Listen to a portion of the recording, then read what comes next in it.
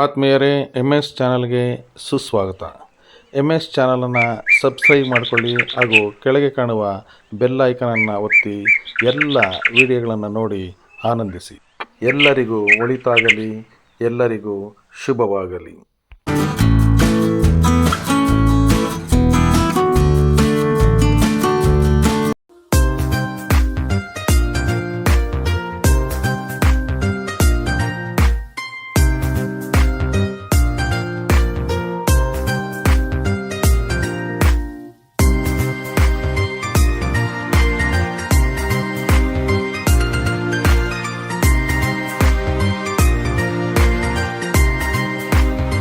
ನಿಶಬ್ದ ಕೂತ್ಕೋಬೇಕು ಮಕ್ಕಳ. ಈ ದಿನ ಚಿಂತಾಮಣಿ ತಾಲೂಕಿನ ಶ್ರೀ ಕ್ಷೇತ್ರ ಕೈವಾರ ಕ್ಷೇತ್ರದ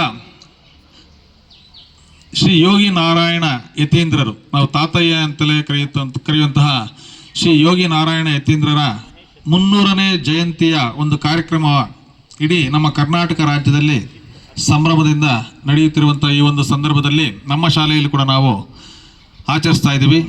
ಈ ಒಂದು ಕಾರ್ಯಕ್ರಮದ ಅಧ್ಯಕ್ಷತೆಯನ್ನು ನಮ್ಮ ಶಾಲೆಯ ಪ್ರಭಾರಿ ಮುಖ್ಯ ಶಿಕ್ಷಕ ಶ್ರೀಯುತ ಅನಿಲ್ ಕುಮಾರ್ ಸರ್ ಅವರು ವಹಿಸಿದ್ದಾರೆ. ಅವರಿಗೆ ನಾನು ಸ್ವಾಗತವನ್ನು ಕೋರ್ತಾ ಇದ್ದೀನಿ. ಅದೇ ರೀತಿ ಮುಖ್ಯ ಅತಿಥಿಗಳಾಗಿ ಚಿಕ್ಕಬಳ್ಳಾಪುರ ಜಿಲ್ಲೆಯ ಕನ್ನಡ ಸಾಹಿತ್ಯ ಪರಿಷತ್ತಿನ ನಿಕಟಪೂರ್ವ ಜಿಲ್ಲಾಧ್ಯಕ್ಷರು ಹಾಗೂ ದೊಡ್ಡಬೊಮ್ಮಸಂದ್ರದ ಲಯನ್ಸ್ ಸಂಸ್ಥೆಯ ಅಧ್ಯಕ್ಷರು ಹಾಗೂ ಕೈವಾರ ಕ್ಷೇತ್ರದಲ್ಲಿ ಅವರು ಸಂಪೂರ್ಣವಾಗಿ ಶ್ರೀ ತಾತಯ್ಯನವರ ಸೇವೆಯನ್ನು ಮಾಡ್ಕೊಂಡು ಬರ್ತಾ ಇದ್ದಾರೆ. ಆದಂಥ ಶ್ರೀಯುತ ಕೈವಾರ ಡಾಕ್ಟರ್ ಎನ್ ಶ್ರೀನಿವಾಸ್ ಅವರು ಆಗಮಿಸಿದರೆ ಅವರು ಕೂಡ ನಾನು ಸ್ವಾಗತವನ್ನು ಬಯಸ್ತಾ ಇದ್ದೀನಿ. ಅದೇ ರೀತಿ ಇನ್ನೋರ್ವ ಮುಖ್ಯ ಅತಿಥಿಗಳು ಚಿಂತಾಮಣಿಯಲ್ಲಿ ಶಿವ ಜ್ಯುವೆಲರ್ಸ್ನ ಮಾಲೀಕರು ಹಾಗೂ ಚಿಂತಾಮಣಿ ತಾಲೂಕಿನ ಲಯನ್ಸ್ ಸಂಸ್ಥೆಯ ಮಾಜಿ ಅಧ್ಯಕ್ಷರು ಆದಂತಹ ಶ್ರೀಯುತ ಶಿವಕುಮಾರ್ ಅವರು ಆಗಮಿಸಿದ್ದಾರೆ. ಅವರು ಕೂಡ ನಾನು ನಮ್ಮ ಒಂದು ಶಾಲೆಯ ಪರವಾಗಿ ಸ್ವಾಗತವನ್ನು ಬಯಸ್ತಾ ಇದ್ದೀನಿ. ಹಾಗೂ ನಮ್ಮ ಎಲ್ಲ ಶಿಕ್ಷಕ ಮಿತ್ರರು ಕೂಡ ನಾನು ಸ್ವಾಗತವನ್ನು ಬಯಸ್ತಾ ಇದ್ದೀನಿ. ಮತ್ತು ಒಬ್ಬ ಹುಡುಗ ಬಂದಿದ್ದ ನೋಡಿ, ಕಾಣಿಸ್ತಾ ಇದೆಯಾ? ಅವರು ನಮ್ಮ ಕೈವಾರ ಶ್ರೀನಿವಾಸ್ ಅವರ ಮಗ. ಅವನು ಈಗ 8th ಸ್ಟ್ಯಾಂಡರ್ಡ್ ಐತಲ್ವಾ ನೋಡಿ, 8ನೇ ತರಗತಿಗೆ ಅವನು ಅಭೂತಪೂರ್ವವಾದ ಒಂದು ಸಾಧನೆಯನ್ನು ಮಾಡಿದ್ದಾನೆ. ಅದನ್ನು ಅವರ ತಂದೆಯವರು ಹೇಳ್ತಾರೆ. ಅವನೇನು ಸಾಧನೆ ಮಾಡಿದೆ ಅಂತ ಅವನ ಕೈಯಲ್ಲಿ ಬೇಕಾದ್ರೆ ನಾವು ಮಾತಾಡ್ಸೋಣ. ಯಾಕಂದರೆ ಮಕ್ಕಳಿಗೆ ನಿಮಗೆ ಪ್ರೇರಣೆ ಸ್ಫೂರ್ತಿ ಆಗಬೇಕು ಅಲ್ವಾ? ಅವನು 8ನೇ ತರಗತಿಗೆ ಅಭೂತಪೂರ್ವವಾದ ಒಂದು ಸಾಧನೆಯನ್ನು ಮಾಡಿದ್ದಾನೆ. ಅವನು ಕೂಡ ನಾನು ಸ್ವಾಗತವನ್ನು ಬಯಸ್ತಾ ಇದ್ದೀನಿ. ಅದೇ ರೀತಿ ಈ ಒಂದು ಕಾರ್ಯಕ್ರಮಕ್ಕೆ ತಮಗೆಲ್ಲರಿಗೂ ನಾನು ಮತ್ತೊಮ್ಮೆ ಸ್ವಾಗತವನ್ನು ಬಯಸ್ತಾ, ಈಗ ಈ ಒಂದು ಕಾರ್ಯಕ್ರಮದ ಮುಖ್ಯ ಅತಿಥಿಗಳಾಗಿ ಆಗಮಿಸಿದಂಥ ಕೈವಾರ ಶ್ರೀನಿವಾಸ್ ಅವರು ತಾತಯ್ಯನವರ ಬಗ್ಗೆ ಸ್ವಲ್ಪ ಒಂದೆರಡು ಮಾತುಗಳನ್ನು ನಮ್ಮ ಮಕ್ಕಳಿಗೆ ತಿಳಿಸ್ಕೊಳ್ಬೇಕಂತ ಅವರಲ್ಲಿ ನಾನು ಕೇಳ್ಕೊತಾ ಇದ್ದೀನಿ. ಕುಲಗೋತ್ರಂಗಳನ್ನು ಬಿಟ್ಟು ನೀಚ ಜನರ ಸಂಘವ ಸುಟ್ಟು ನಾರೇಯಣ ಗುರಿಯಿಟ್ಟು ನಂಬಿದರೆ ಲೇಸುಂಟು ಎಂಬ ತತ್ವವನ್ನು ಜಗತ್ತಿಗೆ ಸಾರಿರ್ತಕ್ಕಂಥ ಮಹಾದಾರ್ಶನಿಕರು, ಮಹಾನ್ ಕವಿ, ವರಕವಿ, ಕಾಲಜ್ಞಾನಿ ಸದ್ಗುರು ಕೈವಾರ ತಾತಯ್ಯನವರ 300ನೇ ಜಯಂತಿಯ ಶುಭಾಶಯಗಳು ತಮ್ಮೆಲ್ಲರಿಗೂ ಕೂಡ. ಅಂತಹ ಜಯಂತಿಯ ಸುಂದರ ಸಭೆಯ ಅಧ್ಯಕ್ಷತೆಯನ್ನು ವಹಿಸಿರ್ತಕ್ಕಂತಹ ನಿಮ್ಮ ಪ್ರೀತಿಯ ಶಿಕ್ಷಕರು, ನನ್ನ ಆತ್ಮೀಯರು ಆಗಿರ್ತಕ್ಕಂಥ ಅನಿಲ್ ಸರ್ ಅವರೇ, ಹಾಗೆಯೇ ನನ್ನ ಒಡನಾಡಿ ಮಿತ್ರರು, ಬಹುಶಃ ನಾನು ಕೈವಾರದಲ್ಲಿ ಇರಬೇಕು ಅಂದರೆ ಅವರೇ ನನ್ನ ಕಾರಣ ಕೂಡ, ನನ್ನ ಕ್ಲಾಸ್ಮೇಟ್ ಕೂಡ ಆಗಿರ್ತಕ್ಕಂತಹ TCHL ನಾವಿಬ್ಬರು ಕೂಡ ಒಂದೇ ತರಗತಿಯಲ್ಲಿ ಒಂದೇ ಜೊತೆಗೆ ಅಭ್ಯಾಸ ಮಾಡಿರ್ತಕ್ಕಂಥ ಆತ್ಮೀಯರು, ಚಿಂತಾಮಣಿ ತಾಲೂಕು ಪ್ರೌಢಶಾಲಾ ಸಹಶಿಕ್ಷಕರ ಸಂಘದ ಅಧ್ಯಕ್ಷರು, ನನ್ನ ಮಿತ್ರರಾಗಿರ್ತಕ್ಕಂಥ ಶ್ರೀಯುತ R ಮಂಜುನಾಥ್ ಸರ್ ಅವರೇ, ಜೊತೆಗೆ ಇನ್ನೊಬ್ಬ ಸ್ನೇಹಿತರು ಈಗಾಗಲೇ ನಮ್ಮ ಮಂಜುನಾಥ್ ಸರ್ ಅವರು ಅವ್ರ ಪರಿಚಯನ ಮಾಡಿದ್ದಾರೆ. ಶಿವು ಜ್ಯುವೆಲರ್ಸ್ ಅಂತ ಬಂಗಾರದ ಅಂಗಡಿಯಲ್ಲಿರ್ತಕ್ಕಂಥ ಬಂಗಾರದ ಮನುಷ್ಯ ನಮ್ಮ ಜೊತೆಗೆ ಬಂದಿದ್ದಾರೆ. ನೀವು ಎಷ್ಟು ಬೇಕಾದ್ರೂ ಬಂಗಾರ ಹೊರತು ತಗೋಬೋದು ಅಂತಹ ಶಿವುರವರೇ. ಹಾಗೆಯೇ ಈ ಕಾರ್ಯಕ್ರಮದಲ್ಲಿ ಉಪಸ್ಥಿತಿರ್ತಕ್ಕಂಥ ಎಲ್ಲ ಗುರುವೃಂದದವರೇ, ಹಾಗೆಯೇ ಪ್ರೀತಿಯ ಪುಟಾಣಿಗಳೇ, ಈಗಾಗಲೇ ನನ್ನ ಮಗನ ಬಗ್ಗೆ ತಮ್ಮ ಮಾತುಗಳಲ್ಲಿ ಮಂಜುನಾಥ್ ಸರ್ ಹೇಳ್ತಾ ಬಂದರು, Asia book of record, India book of record ಸಾಧನೆಗೆ ಯಾವುದು ಕೂಡ ಕಷ್ಟ ಅಲ್ಲ ಅನ್ನೋದಕ್ಕೆ ನೀವು ಕೂಡ ಪ್ರಯತ್ನ ಪಟ್ಟರೆ ಆಗುತ್ತೆ. ಅದರಲ್ಲಿ ಪ್ರಯತ್ನ ಪಟ್ಟು ನನ್ನ ಮಗ ಮೊನ್ನೆ ನಡೆದಂತಹ ದೊಡ್ಡಬಳ್ಳಾಪುರದಲ್ಲಿ ಒಂದು ಟೆಲಿಸ್ಕೋಪ್ ಒಂದು ಮಾಡ್ತಕ್ಕಂಥ ಒಂದು ಶಿಬಿರ ಇತ್ತು. ಅಕ್ಟೋಬರ್ ರಜೆಗಳಿತ್ತು, ಅವಾಗೆಲ್ಲ ರಜೆಗಳಲ್ಲಿ ಅಲ್ಲಿ ಇಲ್ಲಿ ಹೋಗೋದು ಬೇಡ ಅಂತ ನಾನು ಕರ್ಕೊಂಡೋಗಿ ಅಲ್ಲಿ ಸೇರಿಸಿದೆ. ಬೆಳಗ್ಗೆ 6 ಗಂಟೆಯಿಂದ ರಾತ್ರಿ 12 ಗಂಟೆವರೆಗೂ ಕೂಡ ಅದನ್ನು ಸ್ವಂತ ಗ್ಲಾಸನ್ನು ಉಜ್ಜಿ ಗ್ರಹಗಳನ್ನು ನೋಡ್ತಕ್ಕಂತಹ ದೊಡ್ಡದಾಗಿರ್ತಕ್ಕಂತಹ ಒಂದು ಟೆಲಿಸ್ಕೋಪನ್ನು ಮಾಡ್ತಕ್ಕಂಥ ಒಂದು ಅವಕಾಶ ಆಯಿತು. ಅದು ಆ ಒಂದು ಮಾಡಿದ್ದು ಯಶಸ್ವಿ ಆಗಿದ್ದಕ್ಕೋಸ್ಕರ Asia book of record, India book of record award ಸಿಕ್ತು. ರಾಷ್ಟ್ರಾದ್ಯಂತ ಕೂಡ ಗೌರವ ಸಿಕ್ತು. ಜೊತೆಗೆ ರಾಜ್ಯಪಾಲರು ಕೂಡ ಅವರಿಗೆ ಪ್ರಶಸ್ತಿಯನ್ನು ಕೊಟ್ಟರು. ಅಂಥ ಪ್ರಶಸ್ತಿಗೆ ನನ್ನ ಮಗ ಭಾಜನರಾಗಿದ್ದಾನೆ ಅನ್ನೋದು ನನಗೆ ಹೆಮ್ಮೆ. ಆದರೂ ಕೂಡ ಹಿಂದೂಸ್ತಾನವು ಎಂದೂ ಮರೆಯದ ಭಾರತ ರತ್ನ ನೀವೆಲ್ಲರೂ ಆಗಬೇಕು ಅಂತಕ್ಕಂಥದ್ದು ನನಗೆ ಕೂಡ ರೈತನಾಗಿರ್ತಕ್ಕಂಥವನು. ಅವನಿಂದ ಎಲ್ಲ ದೇವತೆಗಳಿಗೆ ತೊಂದರೆ ಕೊಡೋದು, ಯಾರನ್ನಾದ್ರೂ ಸಾಯಿಸೋದು, ಏನಂದರೆ ಅದು ಮಾಡೋದು. ಅಂತಹ ದೇವತೆಗಳು ಏನಾದರೂ ಕೂಡ ಅವರು ಯಾಗ ಮಾಡ್ತಾ ಇದ್ದಾರೆ, ಅದ್ರಲ್ಲಿ ರಕ್ತ ತಂದಟ್ಟೋದು, ಇವೆಲ್ಲ ನೀವು ಸಿನಿಮಾಗಳಲ್ಲಿ ನೋಡ್ತಾ ಇರ್ತೀರ. ಅಂತಹ ತೊಂದರೆಗಳನ್ನು ಕೊಡ್ತಾ ಇದ್ದವರು ಯಾರಪ್ಪ ಅಂದರೆ ಋತಾಸುರ ಅಂತಕ್ಕಂಥ ರಾಕ್ಷಸ. ದೇವತೆಗಳೆಲ್ಲ ಹೋಗ್ಬಿಟ್ಟು ಕೇಳ್ಕೊಳ್ತಾರೆ. ದೇವತೆಗಳಿಗೆಲ್ಲ ರಾಜ ಯಾರು? ದೇವರಾಜ, ದೇವೇಂದ್ರ, ಇಂದ್ರ ಅಂತ. ಇಂದ್ರ ಗೊತ್ತಾ? ಇಂದ್ರನ ಹತ್ರ ಕೇಳ್ಕೊಳ್ತಾರೆ, ಸ್ವಾಮಿ ನಾವು ತಡ್ಕೊಳಕ್ ಆಗ್ತಾ ಇಲ್ಲ, ಋತಾಸುರನ್ನು ಬಹಳ ಹಿಂಸೆ ಕೊಡ್ತಾ ಇದ್ದಾನೆ, ಏನಾದರೂ ಒಂದು ದಾರಿ ಕೊಡಿ ಅಂದಾಗ ಋತಾಸುರನ್ನ ಸರಿ ಏನೋ ಒಂದು ಮಾಡೋಣ ತಡಿ ಅಂತ ಹೇಳ್ಬಿಟ್ಟು ಇಂದ್ರನ ಬರ್ತಾನೆ. ಇಂದ್ರನ ಹತ್ರ ಬ್ರಹ್ಮಾಸ್ತ್ರ ಇರುತ್ತೆ. ಇಂದ್ರನ ಬಂದ್ಬಿಟ್ಟು ಏನು ಮಾಡ್ತಾನೆ, ಆ ಒಬ್ಬ ಋತಾಸುರನ ಸಾಯಿಸ್ಬಿಡ್ತಾನೆ. ಸಾಯಿಸಿದ ಮೇಲೆ ಆ ಋತಾಸುರನೂ ಕೂಡ ಈಶ್ವರನ ಒಂದು ಅಂಶ ಆಗಿರೋದ್ರಿಂದ ಅವರಿಗೆ ಆ ಸಾಯಿಸಿರ್ತಕ್ಕಂಥ ಇಂದ್ರನಿಗೆ ಬ್ರಹ್ಮ ಹತ್ಯಾ ದೋಷ ಆಗುತ್ತೆ. ಅದಕ್ಕೆ ಅಲ್ಲಿರ್ತಕ್ಕಂಥ ಪಂಡಿತರೆಲ್ಲ ಹೇಳ್ತಾರೆ, ನೋಡಪ್ಪ ನೀನು ದೊಡ್ಡ ರಾಕ್ಷಸನ ಸಾಯಿಸ್ಬಿಟ್ಟಿದೆಯಾ, ಅದಕ್ಕೆ ನಿನಗೆ ಆ ರಾಕ್ಷಸರ ಪಾಪ ಕಳಿಬೇಕಾದ್ರೆ ನೀನೇನು ಮಾಡಬೇಕಪ್ಪ ಅಂದರೆ ಏಕ ಮುಹೂರ್ತದಲ್ಲಿ 5 ನಾರಾಯಣರ ವಿಗ್ರಹಗಳನ್ನು ಪ್ರತಿಷ್ಠಾಪನೆ ಮಾಡಿದರೆ ನಿನಗೆ ಈ ದೋಷ ಹೋಗ್ಬಿಡುತ್ತೆ. ನಾನು ಕೊನೆಗೆ ನಾನು ಏನು ಮಾತಾಡಿದ್ದೀನಿ ಅದಾದಮೇಲೆ ನಾನು ಪ್ರಶ್ನೆಗಳು ಕೇಳ್ತೀನಿ, ಉತ್ತರ ಹೇಳಬೇಕಾಗುತ್ತೆ. ನಾನು ಹೇಳಿರ್ತಕ್ಕಂಥ ನಿಮ್ಮ ಪೂರ್ತಿ ಕಥೆಯಲ್ಲಿ ನಾನು ಕೊನೆಗೆ ಪ್ರಶ್ನೆಗಳು ಕೇಳ್ತೀನಿ, ಉತ್ತರ ಹೇಳಬೇಕಾಗುತ್ತೆ. ಸೊ ಏನು ಮಾಡ್ದ ಈಗ ಇಂದ್ರ? ಯಾರನ್ನು ಸಾಯಿಸ್ದ? ಯಾವ ರಾಕ್ಷಸನ್ನ? ಅವನ ಹೆಸರೇನು? ಋತಾಸುರ. ಸಾಯಿಸ್ಬಿಟ್ಟ. ಅದಕ್ಕೇನಾಯಿತು? ಅದಕ್ಕೇನು ಮಾಡ್ತಾನೆ? 5 ಜಾಗಗಳಲ್ಲಿ ಪಂಚನಾರಾಯಣರನ್ನ ಪ್ರತಿಷ್ಠಾಪನೆ ಮಾಡಬೇಕು ಅಂತ ಹೇಳ್ತಾರೆ. ಅದಕ್ಕೆ ಕೈವಾರಕ್ಕೆ ಇಂದ್ರನೇ ಬರ್ತಾನೆ. ಇಲ್ಲಿ ಕೈವಾರದಲ್ಲಿ ಅಮರನಾರಾಯಣ ಸ್ವಾಮಿ ಪ್ರತಿಷ್ಠಾಪನೆ ಮಾಡಬೇಕು, ಒಂದೇ ಮುಹೂರ್ತದಲ್ಲಿ 5 ಕಡೆ ನಾರಾಯಣರನ್ನು ಪ್ರತಿಷ್ಠಾಪನೆ ಮಾಡಬೇಕು ಅಂತ ಪ್ರಯತ್ನ ಇಟ್ಕೊಂಡು ಕೈವಾರಕ್ಕೆ ಇಂದ್ರನು ಬಂದರೆ ಮೇಲುಕೋಟೆಯ ಚಲುನಾರಾಯಣ, ಎಲ್ಲೋಡದ ದೇಶನಾರಾಯಣ, ಆದಿನಾರಾಯಣ, ಹೀಗೆ 4-5 ಜಾಗಗಳಲ್ಲೂ ಕೂಡ ಏಕ ಮುಹೂರ್ತದಲ್ಲಿ ನಾರಾಯಣರನ್ನು ಪ್ರತಿಷ್ಠಾಪನೆ ಮಾಡ್ತಾ ಇದ್ರೆ ಕೈವಾರದಲ್ಲಿ ಮಾತ್ರ ಇಂದ್ರನೇ ಪ್ರತಿಷ್ಠಾಪನೆ ಮಾಡ್ತಾನೆ. ಇಂದ್ರನ ಪ್ರತಿಷ್ಠಾಪನೆ ಮಾಡ್ತಾ ಇದ್ರೆ ಎಲ್ಲ ದೇವತೆಗಳು ತಮ್ಮ ರಾಜ ಪ್ರತಿಷ್ಠಾಪನೆ ಮಾಡ್ತಾ ಇದ್ದಾನೆ ಅಂತ ದೇವತೆಗಳೆಲ್ಲ ಬಂದು ಪೂಜೆ ಮಾಡೋದಕ್ಕೆ ಪ್ರಾರಂಭ ಮಾಡ್ತಾರೆ. ಆ ಪ್ರತಿಷ್ಠಾಪನೆ ಮಾಡಿರ್ತಕ್ಕಂಥ ನಾರಾಯಣರ ವಿಗ್ರಹ ನೀವು ವೆಂಕಟರಮಣ ಸ್ವಾಮಿ ನೋಡಿದ್ದೀರಾ? ವೆಂಕಟರಮಣ ಸ್ವಾಮಿ ಕೈ ಹೀಗಿರುತ್ತೆ, ಹೌದಾ? ಕೈವಾರ ಅಮರನಾರಾಯಣ ಸ್ವಾಮಿಗೆ ವೆಂಕಟರಮಣ ಸ್ವಾಮಿಗೆ ಏನಪ್ಪ ಡಿಫ್ರೆನ್ಸ್ ಅಂದರೆ ಕೈ ಹಿಂಗಿದೆ. ಇದನ್ನು ಅಭಯ ಹಸ್ತ ಅಂತಾರೆ, ಹೀಗಿದೆ ಹಸ್ತ. ಯಾರು ಬಂದು ಕೈವಾರದಲ್ಲಿ ಪ್ರಾರ್ಥನೆ ಮಾಡ್ತಾರೋ, ಯಾರು ದೇವರನ್ನು ಕೇಳ್ಕೊಳ್ತಾರೋ, ಯಾರು ಪೂಜೆ ಮಾಡ್ತಾರೋ ಕೇಳಿದ ವರಗಳೆಲ್ಲವೂ ಕೂಡ ಸಿಗ್ತಾ ಇರುತ್ತೆ ಅವ್ರಿಗೆ. ಯಾರಿಂದ? ದೇವರ ಕೈಯಿಂದ. ಏನು ವರ? ಯಾರಿಗೆ? ಕೇಳಿದವರಿಗೆ ವರಗಳನ್ನು ಕೊಡುವ ಸ್ಥಳ ಕೈವಾರ. ಕೈಯಿಂದ ವರವನ್ನು ಪಡೆಯುವ ಸ್ಥಳ ಕೈವರ. ಕೈಯಿಂದ ವರ, ಕೈವರ, ಕೊನೆಗೆ ಕೈವಾರ ಆಯಿತು. ರಾಮನ ಸೀತೆ ಏನಾಗಬೇಕು? ಕರೆಕ್ಟ್ ಇದ್ರಿ ನೀವು. ಸೊ ಹಾಗೆ ರಾಮ, ಲಕ್ಷ್ಮಣ, ಸೀತೆ ಎಲ್ಲರೂ ಕೂಡ ಕೈವಾರದ ಮಾರ್ಗದಲ್ಲಿ ಬರಬೇಕಾದ್ರೆ ಸೀತೆಗೆ ದಾಹ ಆಗತ್ತೆ. ದಾಹ ಅಂದ್ರೇನು? ಬಾಯಾರಿಕೆದಾಗ ಏನು ಮಾಡಬೇಕು? ನೀರು ಎಲ್ಲಿಂದ ತರಬೇಕು? ಕೆರೆ ನೀರು ಕುಡಿತೀರಾ? ಆಗ ರಾಮನ ಏನು ಮಾಡ್ತಾನೆ, ಲಕ್ಷ್ಮಣ್ ಕಣ್ಣು ನೋಡ್ತಪ್ಪ ನಿಮ್ಮ ಅತ್ತಿಗೆಗೆ ದಾಹ ಆಗ್ತಾ ಇದೆ ಅಂದರೆ ಲಕ್ಷ್ಮಣ ಏನು ಮಾಡ್ತಾನೆ, ತನ್ನ ಬಾಣವನ್ನು ತೆಗೆದುಕೊಂಡು ಬಾಣನ ಬಿಡ್ತಾನೆ. ಆ ಬಾಣ ಏನಾಗುತ್ತೆ, ಕೈವಾರದ ಬೆಟ್ಟದ ಮೇಲೋಗಿ ಚುಚ್ಚಿಕೊಂಡು ನೀರು ಮೇಲೆ ಬರುತ್ತೆ. ಆ ನೀರನ್ನು ನಾನು ಕೈವಾರಕ್ಕೆ 1997-98ರಲ್ಲಿ ಹೋಗಿರ್ತಕ್ಕಂಥದ್ದು, ಬಹುಶಃ 29 ವರ್ಷಗಳಾಗ್ತಾ ಇದೆ ಕೈವಾರಕ್ಕೆ ಹೋಗಿ. ಇದುವರೆಗೂ ಕೂಡ ನೀರು ಆಗೋಗಿರೋದು ನಾನು ನೋಡಿಲ್ಲ. ಯಾವಾಗ ಎಂಥ ಬೇಸಿಗೆ ಆದರೂ ಕೂಡ ನೀರಿರುತ್ತೆ. ನೀವು ನೋಡ್ಬೋದು, ಬೆಟ್ಟದ ಮೇಲೆ ಹತ್ತೋದ್ರೆ ಲಕ್ಷ್ಮಣ ತೀರ್ಥ ಅಂತ ಕರೀತಾರೆ.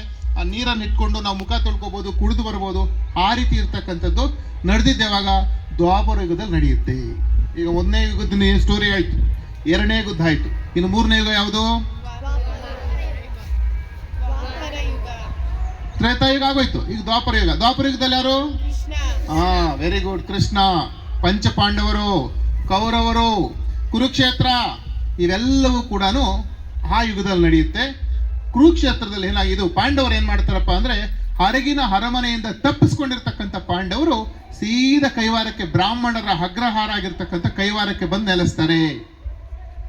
ಅಜ್ಞಾತವಾಸದಲ್ಲಿರ್ತಾರೆ ಅವರು.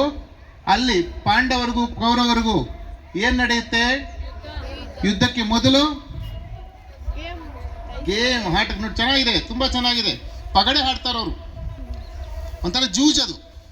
ಜೂಜ್ ಆಡ್ಬಿಟ್ಟು ಸೋತೋಗೋದು, ಪಂದ್ಯಕ್ಕಿಡೋದು, ಪಂದ್ಯಕ್ಕಿಟ್ಟು ಸೋತೋಗ್ತಾರೆ. ಆ ಪಂದ್ಯದಲ್ಲಿ ಏನಪ್ಪ ಕಂಡೀಷನ್ ಅಂದರೆ 14 ವರ್ಷ ವನವಾಸ, 1 ವರ್ಷ ಅಜ್ಞಾತವಾಸ ಅಂತ. ವನವಾಸ ಅಂದರೆ 14 ವರ್ಷ ಕಾಡಲ್ಲಿರ್ಬೇಕು ಸೋತೋಗಿರೋರು. ಆಮೇಲೆ 1 ವರ್ಷ ಇದು ಅಜ್ಞಾತವಾಸ ಅಂದರೆ ಯಾರಿಗೂ ಕಾಣಿಸ್ಬಾರ್ದು. ಒಂದು ವೇಳೆ ಕಾಣಿಸ್ಬಿಟ್ರೆ ಮತ್ತೆ 14 ವರ್ಷ ಹೋಗ್ಬೇಕು ಅಂತ. ಹಾಗೆ ಮಾಡಿಕೊಂಡು ಆ ಒಂದು ಇದ್ರ ಪ್ರಕಾರ ಅಜ್ಞಾತವಾಸದಲ್ಲಿ ಇದ್ದಾಗ ಈ ಒಂದು ಕೈವಾರ ಕ್ಷೇತ್ರಕ್ಕೆ ಬರ್ತಾರೆ ಪಾಂಡವರು. ಪಾಂಡವರು ಯಾರು? ಭೀಮ, ಅರ್ಜುನ, ನಕುಲ, ಸಹದೇವ, 5 ಜನ. ಅವ್ರಿಗೆ ಜೊತೆಗೆ ಕುಂತಿ. ಯಾರು ಕುಂತಿ? ಅವ್ರ ತಾಯಿ, ಹೆಂಡ್ತಿ ದ್ರೌಪದಿ. ಸೂಪರ್, ಬಹಳ ಚೆನ್ನಾಗಿ ಹೇಳಿದಾರೆ. ನಿಮಗೆಲ್ಲ ಬಹಳ ಖುಷಿ ಆಗುತ್ತೆ. ನಿಮ್ಗೆ ಇಷ್ಟು ಚೆನ್ನಾಗಿ ತಿಳ್ಕೊಂಡಿದ್ದಾರೆ. ಸೂಪರ್ ನಿಮ್ಮ ಮಕ್ಕಳು. ಅದು ನಮ್ಮ ಭಾರತದ ಕಲೆ, ಇದು ಸಂಸ್ಕೃತಿ ಉಳಿಸ್ಕೊಂಡು ಬರ್ತಾ ಇದೆ.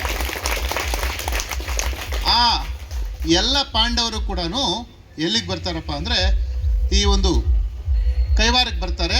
ಅವಾಗ ಏನಾಗಿರುತ್ತಪ್ಪ ಅಂದರೆ, ಮೊದಲು ಸಾಯಿಸ್ಬಿಟ್ರು ಒಬ್ಬ ರಾಕ್ಷಸನನ್ನ. ಯಾರನ್ನ? ವೃತಾಸುರನ. ಅವನ ಒಂದು ಅಂಶ ಹಂಗೆ ಇನ್ನೊಬ್ಬನ ಉಟ್ಕೊಳ್ತಾನೆ ಅಲ್ಲಿ, ಬಕಾಸುರ ಅಂತ. ಬಕಾಸುರ ಅಂತಕ್ಕಂಥ ರಾಕ್ಷಸ ಮತ್ತೊಬ್ಬನ ಉಟ್ಕೊಂಡಿರ್ತಾನೆ. ಅವನೇನು ಮಾಡೋದು? ಕೈವಾರದಲ್ಲಿ ಬರೋದು, ಯಾರು ಸಿಕ್ಕರೆ ಅವ್ನು ಹಿಡ್ಕೊಂಡು ತಿಂದಾಕೋದು, ಕಚ್ಚೋದು, ಅವ್ನ ರಕ್ತ ಕುಡ್ದಾಕೋದು, ಏನು ಸಿಕ್ಕರೆ ಅದು ಬಾಚಾಕೋದು. ಎಲ್ಲ ಕೂಡ ಬದುಕಬೇಕಾದ್ರೆ ಭಯ, ದಿಗುಲು. ಅವರೆಲ್ಲ ಕೂಡ ಪ್ರಾಣನ ಕೈಯಲ್ಲಿ ಇಟ್ಕೊಂಡು ಬದುಕಬೇಕು. ಯಾವಾಗ ಬರ್ತಾನೋ ಗೊತ್ತಿಲ್ಲ, ಹೆಂಗೆ ಸಾಯಿಸ್ತಾನೋ ಗೊತ್ತಿಲ್ಲ. ಅದಕ್ಕೆ ಊರ ಜನರೆಲ್ಲ ಸೇರಿಕೊಂಡು ಒಂದು ಒಪ್ಪಂದ ಮಾಡ್ಕೊಳಪ್ಪ, ನೀನು ಊರೊಳಗೆ ಬರಬೇಡ ಕಣಪ್ಪ, ಒಂದು ಕೆಲಸ ಮಾಡು, ನೀನು ಅಲ್ಲೇ ಇದ್ಬಿಡು. ನಿನಗೆ ದಿನಕ್ಕೆ ಒಬ್ಬೊಬ್ಬರು ನಾವೇ ಅಲ್ಲಿಗೆ ಬಂದು ಕಳಿಸ್ಬಿಡ್ತೀವಿ ಊಟನ. ಒಂದು ಬಂಡಿ ತುಂಬ ಮುದ್ದೆಗಳು ಮಾಡಿ, ಬಂಡಿ ತುಂಬ ಪಾಯಸ ಮಾಡಿ, ಬಂಡಿ ತುಂಬ ಇಟ್ಕೊಂಡು ಒಬ್ಬ ಮನುಷ್ಯನ 2 ಎತ್ತುಗಳನ್ನ ಕಳಿಸ್ತೀವಿ. ಎತ್ತುಗಳನ್ನ ನೀನು ರಕ್ತ ಕೊಡಿ, ಮನುಷ್ಯನ ನಂಚ್ಕೊ, ಇರತಕ್ಕಂಥ ಊಟ ನೀನು ತಿನ್ಕೊ ಅಂತ ಹೇಳ್ಬಿಟ್ಟು ಒಂದು ಒಪ್ಪಂದ ಮಾಡ್ಕೊಳ್ತಾರೆ. ಅವನಿಗೂ ರಾಕ್ಷಸನಿಗೆ ಇದು ಚೆನ್ನಾಗಿದೆ, ಸುಮ್ಮನೆ ಯಾರಿಗೂ ಕಷ್ಟಪಡ ಆರಾಮಾಗಿರೋಣ, ದಿನಕ್ಕೊಬ್ಬರು ಟೈಮ್ಗೆ ಹಸುವಾದಾಗ ಒಬ್ರು ಕಳಿಸ್ತಾರಲ್ಲ, ತಿನ್ಕೊಂಡು ಆರಾಮಾಗಿರೋಣ ಅಂತ ಅವ್ನು ಪ್ಲಾನ್ ಮಾಡ್ಕೊಳ್ತಾನೆ. ಆ ಸನ್ನಿವೇಶಕ್ಕೆ ಈ ಪಾಂಡವರೆಲ್ಲ ಕೂಡ ಒಂದು ಮನೆಯಲ್ಲಿ ಆಶ್ರಯ ಕೊಟ್ಟಿರ್ತಾರೆ. ಆಶ್ರಯ ಕೊಟ್ಟಿರ್ತಕ್ಕಂಥವ್ರು ಒಂದು ಪಟ್ಟಿ ಹಾಕ್ಕೊಂಡಿರ್ತಾರೆ. ಇವತ್ತು ರಾಮಣ್ಣಂದು, ಇನ್ನೊಂದು ದಿನ ಲಕ್ಷ್ಮಣಂದು, ಇನ್ನೊಬ್ಬ ದಿನ ಮುನಿಟಪ್ಪಂದು. ಎಲ್ಲಿಗೆ? ಬಗಾಸ್ಪುರ ಹತ್ರ ಹೋಗೋ ಸರದಿ. ಮೂಟಿಗಳು ಇದು ಅಡುಗೆ ಮಾಡ್ಕೋಬೇಕು, ಬಂಡಿ ಹೊಡ್ಕೋಬೇಕು, ಹೋಗ್ಬೇಕು. ವಾಪಸ್ ಬರ್ತಾರೆ. ಮತ್ತೆ ವಾಪಸ್ ಬರ್ತಾರೆ? ಬರಲ್ಲ. ಬಾರದ ಊರಿಗೆ ಇವ್ರು ಹೋಗೋದು. ಹಂಗೆ ಮಾಡ್ಕೊಂಡು ಹೋಗ್ತಾ ಇರ್ಬೇಕಾದ್ರೆ ಇವರು ಯಾರು ಪಾಂಡವರು ಅವ್ರ ಮನೇಲಿ ಇರ್ತಾರೋ ಅವ್ರ ಮನೇಲಿ ಒಬ್ಬ ಮಗ ಇರ್ತಾನೆ. ಆ ಮಗನ ಮದುವೆನೂ ಒಂದೇ ಸಲ ಬರುತ್ತೆ, ಅವನದು ಸರದಿನೂ ಒಂದೇ ದಿನ ಬರುತ್ತೆ. ಸರದಿ ಅಂದ್ರೆ ಏನು? ಬಕಾಸ್ಪುರ ಹತ್ರ ಹೋಗ್ಬೇಕು, ಅವ್ರ ಮನೇಲಿ ಮದುವೆ. ಅವ್ರ ಮನೇಲಿ ಗೊಳೋ ಅಂತ ಹೇಳ್ತಾ ಇರ್ತಾರೆ, ಅಪ್ಪ ನೀನು ಮದುವೆ ಮಾಡ್ಕೊಳ್ಳೋ, ನಾನು ಹೋಗ್ತೀನಿ ಅಂತ ಅವ್ರಪ್ಪ. ಅಯ್ಯೋ ನನಗೆ ವಯಸ್ಸಾಗೋಗಿದೆ, ನೀನು ಬೇಡ, ನೀವಿಬ್ರು ಚೆನ್ನಾಗಿರೋ, ನಾನು ಹೋಗ್ತೀನಿ ಅಂತ ಅವ್ರಮ್ಮ. ಎಲ್ಲ ಅಳ್ತಾ ಇರ್ಬೇಕಾದ್ರೆ ಅವಾಗ ಈ ಕುಂತಿ ಹೇಳ್ತಾಳೆ, ಅಮ್ಮ ನೀವೇನು ನೋವು ತಿನ್ಬೇಡ್ರಿ, ನನ್ನ ಮಕ್ಕಳು 5 ಜನ ಇದ್ದಾರೆ, ಅವ್ರು ಊಟ ಹಾಕೋದು ನನಗೂ ಕಷ್ಟ ಆಗ್ಬಿಟ್ಟಿದೆ. ದಿನಾಗಲೂ ಇಲ್ಲಿ ಸಾಕೊಂಡೆಲ್ಲ ಭಿಕ್ಷಾಟನೆ ಮಾಡಿ ಬದುಕ್ತಾ ಇದ್ದಿದ್ದವಾಗ ನಾನು ಒಬ್ಬನ ಕಳಿಸ್ತೀನಿ, ನಿನಗೊಬ್ಬನೇ ಮಗ ಇದ್ದಾನಲ್ಲ, ನನಗೆ 5 ಜನ ಮಕ್ಕಳಿದ್ದಾರೆ, ನಾನು ಒಬ್ಬನ ಕಳಿಸ್ಕೊಡ್ತೀನಿ ಅಂತೇಳ್ಬಿಟ್ಟು ಭೀಮನನ್ನು ಕಳಿಸ್ಕೊಡ್ತೀನಿ. ಭೀಮ ಹೋಗ್ತಾನೆ. ಹೋಗ್ತಾ ಇದ್ರೆ ಅವನಿಗೆ ಅಲ್ಲಿ ಇಲ್ಲಿ ಕೇಳ್ಕೊಂಡು ತಿಂದಿರ್ತಕ್ಕಂಥ ಊಟ ಸಾಕಾಗಲ್ಲ. ಭೀಮ ಬಹಳ ಹೊಟ್ಟೆ ಬಾಕ ಅಂತ ಜಾಸ್ತಿ ತಿನ್ನೋದು. ದಾರಿಯಲ್ಲಿ ಹೋಗ್ತಾ ಇದ್ರೆ ಅಲ್ಲಿ ಕಾಯ್ತಾ ಇದ್ದಾನೆ. ಯಾರು ಕಾಯ್ತಾ ಇರೋದು? ಯಾರು ಬರ್ತಾರೆ ಅಂತ, ಊಟ ಬರುತ್ತೆ ಅಂತ ಕಾಯ್ತಾ ಇದ್ದಾನೆ. ಬೆಳಗ್ಗೆ 11 ಗಂಟೆ ಆಯಿತು, ಇನ್ನೂ ಬರಲಿಲ್ಲ. ಇವನೇನು ಮಾಡ್ದ? ಭೀಮ ಬಂಡಿ ತುಂಬ ಇರ್ತಕ್ಕಂಥ ಮುದ್ದೆಗಳೆಲ್ಲ ಎಲ್ಲ ಒಂದೊಂದೇ ಎಲ್ಲ ತಿಂದಾಕ್ಬಿಟ್ಟ. ಪಾಯಸ ಗೀಸ ಎಲ್ಲ ತಿಂದಾಕ್ಬಿಟ್ಟು ಅದ್ರಲ್ಲಿ ತುಂಬ ಕಲ್ಲುಗಳು ಹಾಕ್ಕೊಂಡು ಎತ್ತುಗಳು ಹೊಡ್ಕೊಂಡು ಅವನು 10 ಗಂಟೆಗೆ ಹೋಗ್ಬೇಕಾಗಿತ್ತು, 11 ಗಂಟೆ ಆದರೂ 12 ಗಂಟೆ ಆಗಲಿ ನಿಧಾನ ನಿದ್ದೆ ಮಾಡ್ಕೊಂಡು ಹೋದ. ಅವನಿಗೆ ಕೋಪ ಬಂದ್ಬಿಟ್ಟಿತ್ತು, ಏನು ಇಷ್ಟು ಲೇಟ್ ಮಾಡ್ತಾ ಇದೆಯಾ, ಫಸ್ಟ್ ಅವ್ನು ತಿಂದಾಕ್ಬಿಟ್ಟು ಆಮೇಲೆ ನಾನು ಊಟ ತಿಂತೀನಿ ಅಂತೇಳ್ಬಿಟ್ಟು ಬಕಾಸುರನು ಕೋಪದಲ್ಲಿ ಬರ್ತಾನೆ. ಇಬ್ಬರಿಗೂ ಕೂಡ ದೊಡ್ಡವಾಗಿರ್ತಕ್ಕಂಥ ಘೋರವಾಗಿರ್ತಕ್ಕಂಥ ಒಂದು ಯುದ್ಧ ನಡೆಯುತ್ತೆ. ಆ ಯುದ್ಧದಲ್ಲಿ ಬಕಾಸುರನನ್ನು ಏನು ಮಾಡ್ತಾನಪ್ಪ ಅಂದರೆ ಸಾಯಿಸಿದ್ದೇನೋ. ಆ ಒಂದು ಕೈವಾರದ ಬೆಟ್ಟದಲ್ಲಿ ಒಂದು ಗುಹೆ ಅಂತಿದೆ, ಅದ್ರಲ್ಲಿ ಎತ್ತು ಒಳಗಡೆ ಹಾಕ್ತಾನೆ. ಅಲ್ಲಿ ಎತ್ತು ಒಳಗಡೆ ಹಾಕ್ಬಿಟ್ಟಿದನು, ಒಂದು ಕಲ್ಲು ಎತ್ತಿ ಅಡ್ಡ ಇಟ್ಬಿಡ್ತಾನೆ. ಇಟ್ಬಿಟ್ಟಿದನು ತನ್ನ ಲಂಗೋಟು ಕಟ್ಕೊಳ್ತಾರಲ್ಲ, ಲಂಗೋಟ ಅಂತದ್ದು ಕಟ್ಕೊಂಡಿರ್ತಕ್ಕಂಥ ಲಂಗೋಟಿಂದ ಆ ಬೆಟ್ಟಕ್ಕೆ ಸುತ್ತ ಕಲ್ಲಕ್ಕೆ ಕಟ್ಟಾಕ್ತಾನೆ. ಅವನು ಏನು ಬಕಾಸುರನ್ ಕೇಳ್ಕೊಳ್ತಾನೆ, ಸ್ವಾಮಿ ಸ್ವಾಮಿ ಏನೋ ಆಗಿದ್ದಾಗೋಯ್ತು, ನನಗೆ ಹೆಂಗೆ ಊಟ ಹೆಂಗೆ ಮೋಕ್ಷ ಹೆಂಗೆ ನನಗೆ ನೋಡು, ಭೀಮ ಅಂತಕ್ಕಂಥ ಅಕ್ಷರ ಪ್ರಪಂಚದಲ್ಲಿ ಇರೋವರೆಗೂ ಕೂಡ ನೀನು ಆಚೆಗೆ ಬರೋಂಗಿಲ್ಲ. ಮತ್ತೆ ಊಟ ಹೆಂಗೆ, ಪ್ರತಿ ಭೀಮನ ಅಮಾವಾಸ್ಯೆಗೆ ನೀನು ಇದೆಯಾ ಅಂತಕ್ಕಂಥದ್ದನ್ನು ರುಜುವಾತ್ ಮಾಡಿಕೊಂಡ್ರೆ ಎಲ್ಲರೂ ಕೂಡ ನಿನಗೆ ಸಲಮುದ್ರಗಳು ಇಡ್ತಾರೆ. ಸಲಮುದ್ರಗಳು ಗೊತ್ತಾ ನಿಮಗೆ? ಅಮಾವಾಸ್ಯೆ ಜನ ಇಡ್ತಾರಲ್ಲಮ್ಮ, ಇಡ್ತಾರೆ. ಅದರಿಂದ ನೀವು ಪುಣ್ಯಾತ್ಮನ ಇದು ಸಂತೃಪ್ತಿ ಆಗ್ಬೋದು ಅಂತ ಹೇಳ್ತಾರೆ. ನಾನು ಕೂಡ ಪ್ರತಿ ಭೀಮನ ಅಮಾವಾಸ್ಯೆಗೂ ಕೂಡ ಅಲ್ಲಿ ಕಿವು ರಕ್ತ ಬರುತ್ತೆ ಬೆಟ್ಟದಲ್ಲಿ. ಅದನ್ನು ಎತ್ಕೊಂಡು ಹೋಗ್ಬಿಟ್ಟು ಪರೀಕ್ಷೆ ಮಾಡೋಣ, ಇದು ಯಾವ ರಕ್ತನೋ, ಎ ಗ್ರೂಪ, ಬಿ ಗ್ರೂಪ ಅಥವಾ ಸಿ ಗ್ರೂಪ ನೋಡೋಣಪ್ಪ ಅಂದರೆ ವಿಜ್ಞಾನಿಗಳು ಹಾಕ್ಕೊಂಡು ಹೋಗಿ ಚೆಕ್ ಮಾಡೋಣ ಅಂದರೆ ಎತ್ಕೊಂಡು ಹೋಗೋರ್ಗು ಇರುತ್ತಂತೆ, ಹೋಗೋಷ್ಟಲ್ಲಿ ಇರಲ್ವಂಥದ್ದು. ಡಬ್ಬಾಗ ಹಾಕ್ಕೊಂಡು ಎತ್ಕೊಂಡು ಹೋಗೋರ್ಗೂ ಇರುತ್ತಂತೆ, ಅಲ್ಲಿ ಲ್ಯಾಬ್ಗೆ ಎತ್ಕೊಂಡು ಹೋದ ತಕ್ಷಣ ಇರಲ್ವಂತೆ. ಈ ರೀತಿ ನಡೀತಾ ಇರ್ತಕ್ಕಂಥದ್ದು. ನಾನು ಕೂಡ ಸುಮಾರು ಟೈಮಲ್ಲಿ ಅದನ್ನು ನೋಡಬೇಕು ಅಂತಿದ್ದೆ. ಆ ಸಂದರ್ಭಕ್ಕೆ ಅಲ್ಲಿ ಈ ಹದ್ದುಗಳೆಲ್ಲ ಬರುತ್ತೆ, ರಕ್ತದ ಒಂದು ವಾಸನೆಗೆ ಬರುತ್ತೆ. ನಾವು ಅಂದ್ಕೊಂಡ್ಬಿಟ್ಟಿದ್ವಿ ಮೋಸ್ಟ್ಲಿ ಯಾರೋ ಕೋಳಿಗಳಿಗೆ ಕೊಯ್ದುಬಿಟ್ಟು ರಕ್ತ ಹಾಕ್ಬಿಟ್ಟಿರ್ಬೋದು, ನೀವು ಸುಮ್ಮನೆ ಹೇಳ್ತಾ ಇದ್ದಾರೆ ಅಂತೆಲ್ಲ ಅಂದ್ಕೊಂಡಿದ್ವಿ. ಬಟ್ ನನಗಂತೂ ನಿಜ ಅಂತ ಅನಿಸ್ತಾ ಇದೆ. ಅಂತಹ ಒಂದು ಅದ್ಭುತವಾಗಿರ್ತಕ್ಕಂಥ ಬಕನ ಗುಂಡನ್ನು ನೀವು ಕೈವಾರಕ್ಕೆ ಬಂದರೆ ನೋಡ್ಬೋದು. ಭೀಮ ಬಕಾಸುರರು ಯುದ್ಧ ಮಾಡಿರ್ತಕ್ಕಂಥ ಜಾಗಗಳನ್ನು ನೀವು ನೋಡ್ಬೋದು, ಅಂತಹ ಹೆಜ್ಜೆ ಗುರುತುಗಳನ್ನು ನೀವು ನೋಡ್ಬೋದು. ಅಂತಹ ಒಂದು ಪುರಾಣ ನಡೆದಿದ್ದು ಯಾವ ಯುಗದಲ್ಲಿ? ಬಹಳ ಚೆನ್ನಾಗಿ ಕೇಳಿಸ್ಕೊಳ್ತಾ ಇದ್ದಾರೆ. ಇನ್ಯಾವ ಯುಗ ಇದೆ ನೆಕ್ಸ್ಟು? ಕಲಿಯುಗ. ಕಲಿಯುಗ ಬಹಳ ಒಳ್ಳೆ ಯುಗ ಅಲ್ಲ? ಯಾಕಪ್ಪ? Very good. ನೋಡಿ, ಹೊಡೀರಿ ಚಪ್ಪಾಳೆ ಅವನಿಗೆ. ಕಲಿಯುಗದ ಒಂದು ಸಣ್ಣ ಸ್ಟೋರಿ ಹೇಳ್ಬಿಟ್ಟು ಮತ್ತೆ ಕಲಿಯುಗಕ್ಕೆ ನಾನು ಹೋಗ್ತೀನಿ. ಕಲಿಯುಗದಲ್ಲಿ ಹಿಂಗೆ ಇಬ್ಬರು ಸ್ನೇಹಿತರು ಇರ್ತಾರೆ, ಬಹಳ ಒಳ್ಳೆ ಸ್ನೇಹಿತರು. ಆ ಒಳ್ಳೆ ಸ್ನೇಹಿತರಲ್ಲಿ ಏನಾಗುತ್ತಪ್ಪ ಅಂದರೆ, ಮೊದಲು ಧರ್ಮದಲ್ಲಿ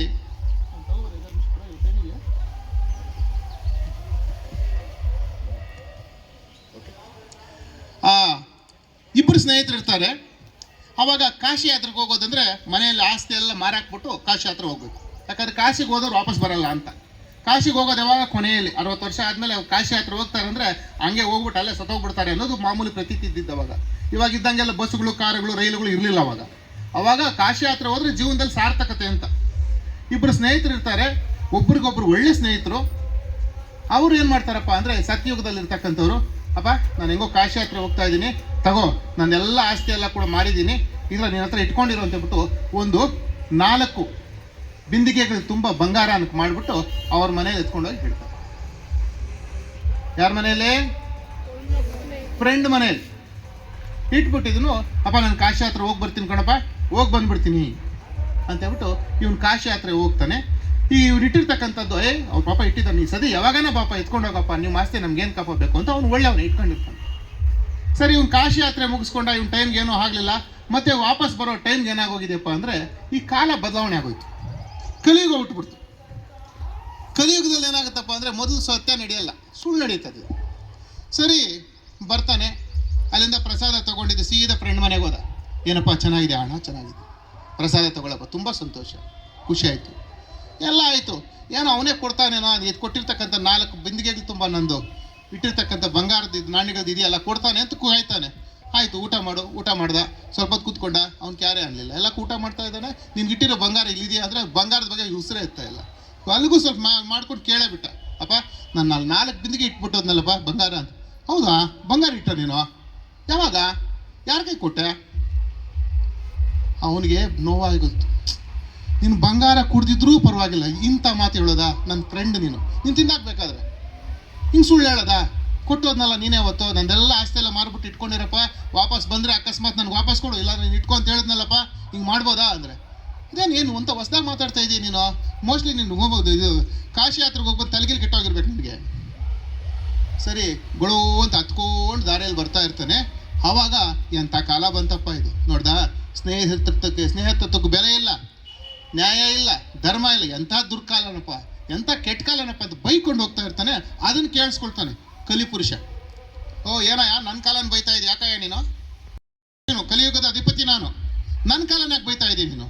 ಇನ್ನೇನು ಸ್ವಾಮಿ ನೋಡಿ, ನಾನು ನನ್ನ ಫ್ರೆಂಡಿಗೆ ಕೊಟ್ಬಿಟ್ಟು ಹೋದೆ 4 ಬಿಂದಿಗೆಗಳು ತುಂಬ ನಾನು ದುಡ್ಡು ಕೊಟ್ಟು ಇದು ಬಂಗಾರ ನಾಣ್ಯ ಕೊಟ್ಬಿಟ್ಟು ಹೋಗಿದ್ದೀನಿ. ಇವಾಗ ನೋಡಿದ್ರೆ ಇಲ್ಲ ಅಂತ ಇದ್ದಾನಲ್ಲ, ಹೆಂಗೆ ಇದು? ನೀವು ಕೇಳಿಸ್ಕೊ, ನನ್ನ ಕಾಲದಲ್ಲಿ ಸತ್ಯಕ್ಕೆ ಜಯ ಇರೋದು. ಆದರೆ ಏನಪ್ಪ ಅಂದರೆ ಸ್ವಲ್ಪ ಉಲ್ಟಾ ಅಷ್ಟೇ. ಏನು ಮಾಡಬೇಕು? ಫಸ್ಟ್ ಸುಳ್ಳು ನಡೀತದೆ, ಆಮೇಲೆ ಸತ್ಯ ನಡೀತದೆ. ಅದು ಹೆಂಗೆ ಸ್ವಾಮಿ?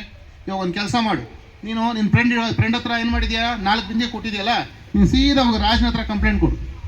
ನೀನು 4 ಬಿಂದಿಗೆ ಅಂತ ಹೇಳ್ಬೇಡ, 8 ಬಿಂದಿಗೆ ಅಂತ ಹೇಳು. ಸುಳ್ಳು ಹೇಳಿ ನೀನು. ಸ್ವಾಮಿ ಹೆಂಗೆ ಸ್ವಾಮಿ ಸುಳ್ಳು ಹೇಳೋದು? ನಾನು ಹೇಳ್ದಷ್ಟು ಕೇಳ ನೀನು ನ್ಯಾಯ ಆಗ್ಬೇಕು ತಾನೆ, ಹೋಗ ನೀನು. ಸೀದಾ ಮತ್ತೆ ರಾಜನ ಹತ್ರ ಹೋಗ್ತಾರೆ. ಸ್ವಾಮಿ ನನ್ನ ಸ್ನೇಹಿತನು ಹಿಂಗಿಲ್ಲ ಆಯಿತು, ನಾನು ಇವನ ಹತ್ರ 8 ಬಿಂದಿಗೆ ತುಂಬ ಬಂಗಾರದ ನಾಣಿಗಳು ಕೊಟ್ಟಿದ್ದೆ, ಈಗ ಕೊಡಲ್ಲ ಅಂತ ಇದ್ದಾನೆ ಅಂತ. ಇವನಿಗೆ ಅವಾಗ ಇದು ಸ್ವಾಮಿ ಅವ್ನು ಸುಳ್ಳು ಹೇಳ್ತಾವನು. ಸ್ವಾಮಿ ಅವ್ನು ಕೊಟ್ಟಿದ್ದು 4 ಬಿಂದಿಗೆ ಸ್ವಾಮಿ ಕೊಟ್ಟಿದ್ದು, 4 ಕೊಟ್ಟಿದ್ದವನು, ಅದನ್ನ 8 ಅಂತ ಹೇಳ್ತಾವನು. ಸ್ವಾಮಿ ಏನು ಮಾಡ್ಯ ಸ್ವಾಮಿ ಅವನೇನೋ ನನ್ನ ಫ್ರೆಂಡು 4 ತಿಂದಾಕಿರ್ದಾನೋ, ಹೋಗ್ಲಿ 4 ಕೊಡಿಸ್ಬಿಡು ಸ್ವಾಮಿ ಸಾಕು ನನಗೆ ಅಂತ. ರಾಜನು ಅವ್ನು ಕೊಟ್ಬಿಡಪ್ಪ ಅಂದರೆ ಕೊಟ್ಬಿಡ್ತಾನೆ. ಕೊನೆಗೆ ಏನಾಯಿತು, 4 ಬಿಂದಿಗೆ ಅವ್ನಿಗೆ ಏನು ಸೇರಬೇಕು ಅವ್ನು ಸೇರ್ತು. ಅಂತಹ ಯುಗ ಕಲಿಯುಗ. ಆ ಕಲಿಯುಗದಲ್ಲಿ ಮುದ್ದಪ್ಪ ಮತ್ತು ಕೊಂಡಪ್ಪ ಮತ್ತು ಮುದ್ದಮ್ಮ ಅಂತಕ್ಕಂಥ ದಂಪತಿಗಳಿರ್ತಾರೆ ಕೈವಾರದಲ್ಲಿ.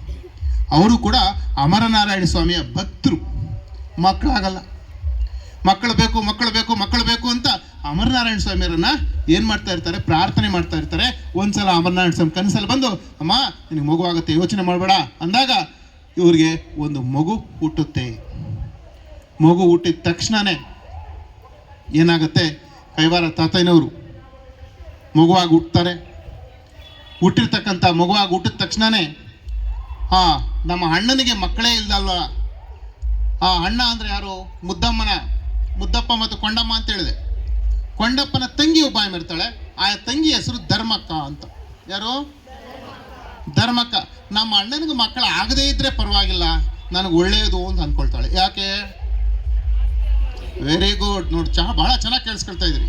ಆಸ್ತಿ ಎಲ್ಲ ಕೂಡ ನನಗೆ ಆಗ್ಬಿಡುತ್ತೆ, ನಮ್ಮ ಅಣ್ಣನ ಆಸ್ತಿ ಎಲ್ಲ ನನಗೆ ಆಗ್ಬಿಡುತ್ತೆ, ನಮ್ಮ ಅಣ್ಣನ ಮಕ್ಕಳೇ ಆಗಬಾರ್ದು ಅಂತ ಅನ್ಕೊಂಡಿರ್ತಾಳೆ. ಏನೋ ಅಮರನಾರಾಯಣ ಸ್ವಾಮಿ ಹೊರ ಕೊಟ್ಬಿಡ್ತಾರೆ, ಒಂದು ಮಗು ಆಯಿತು.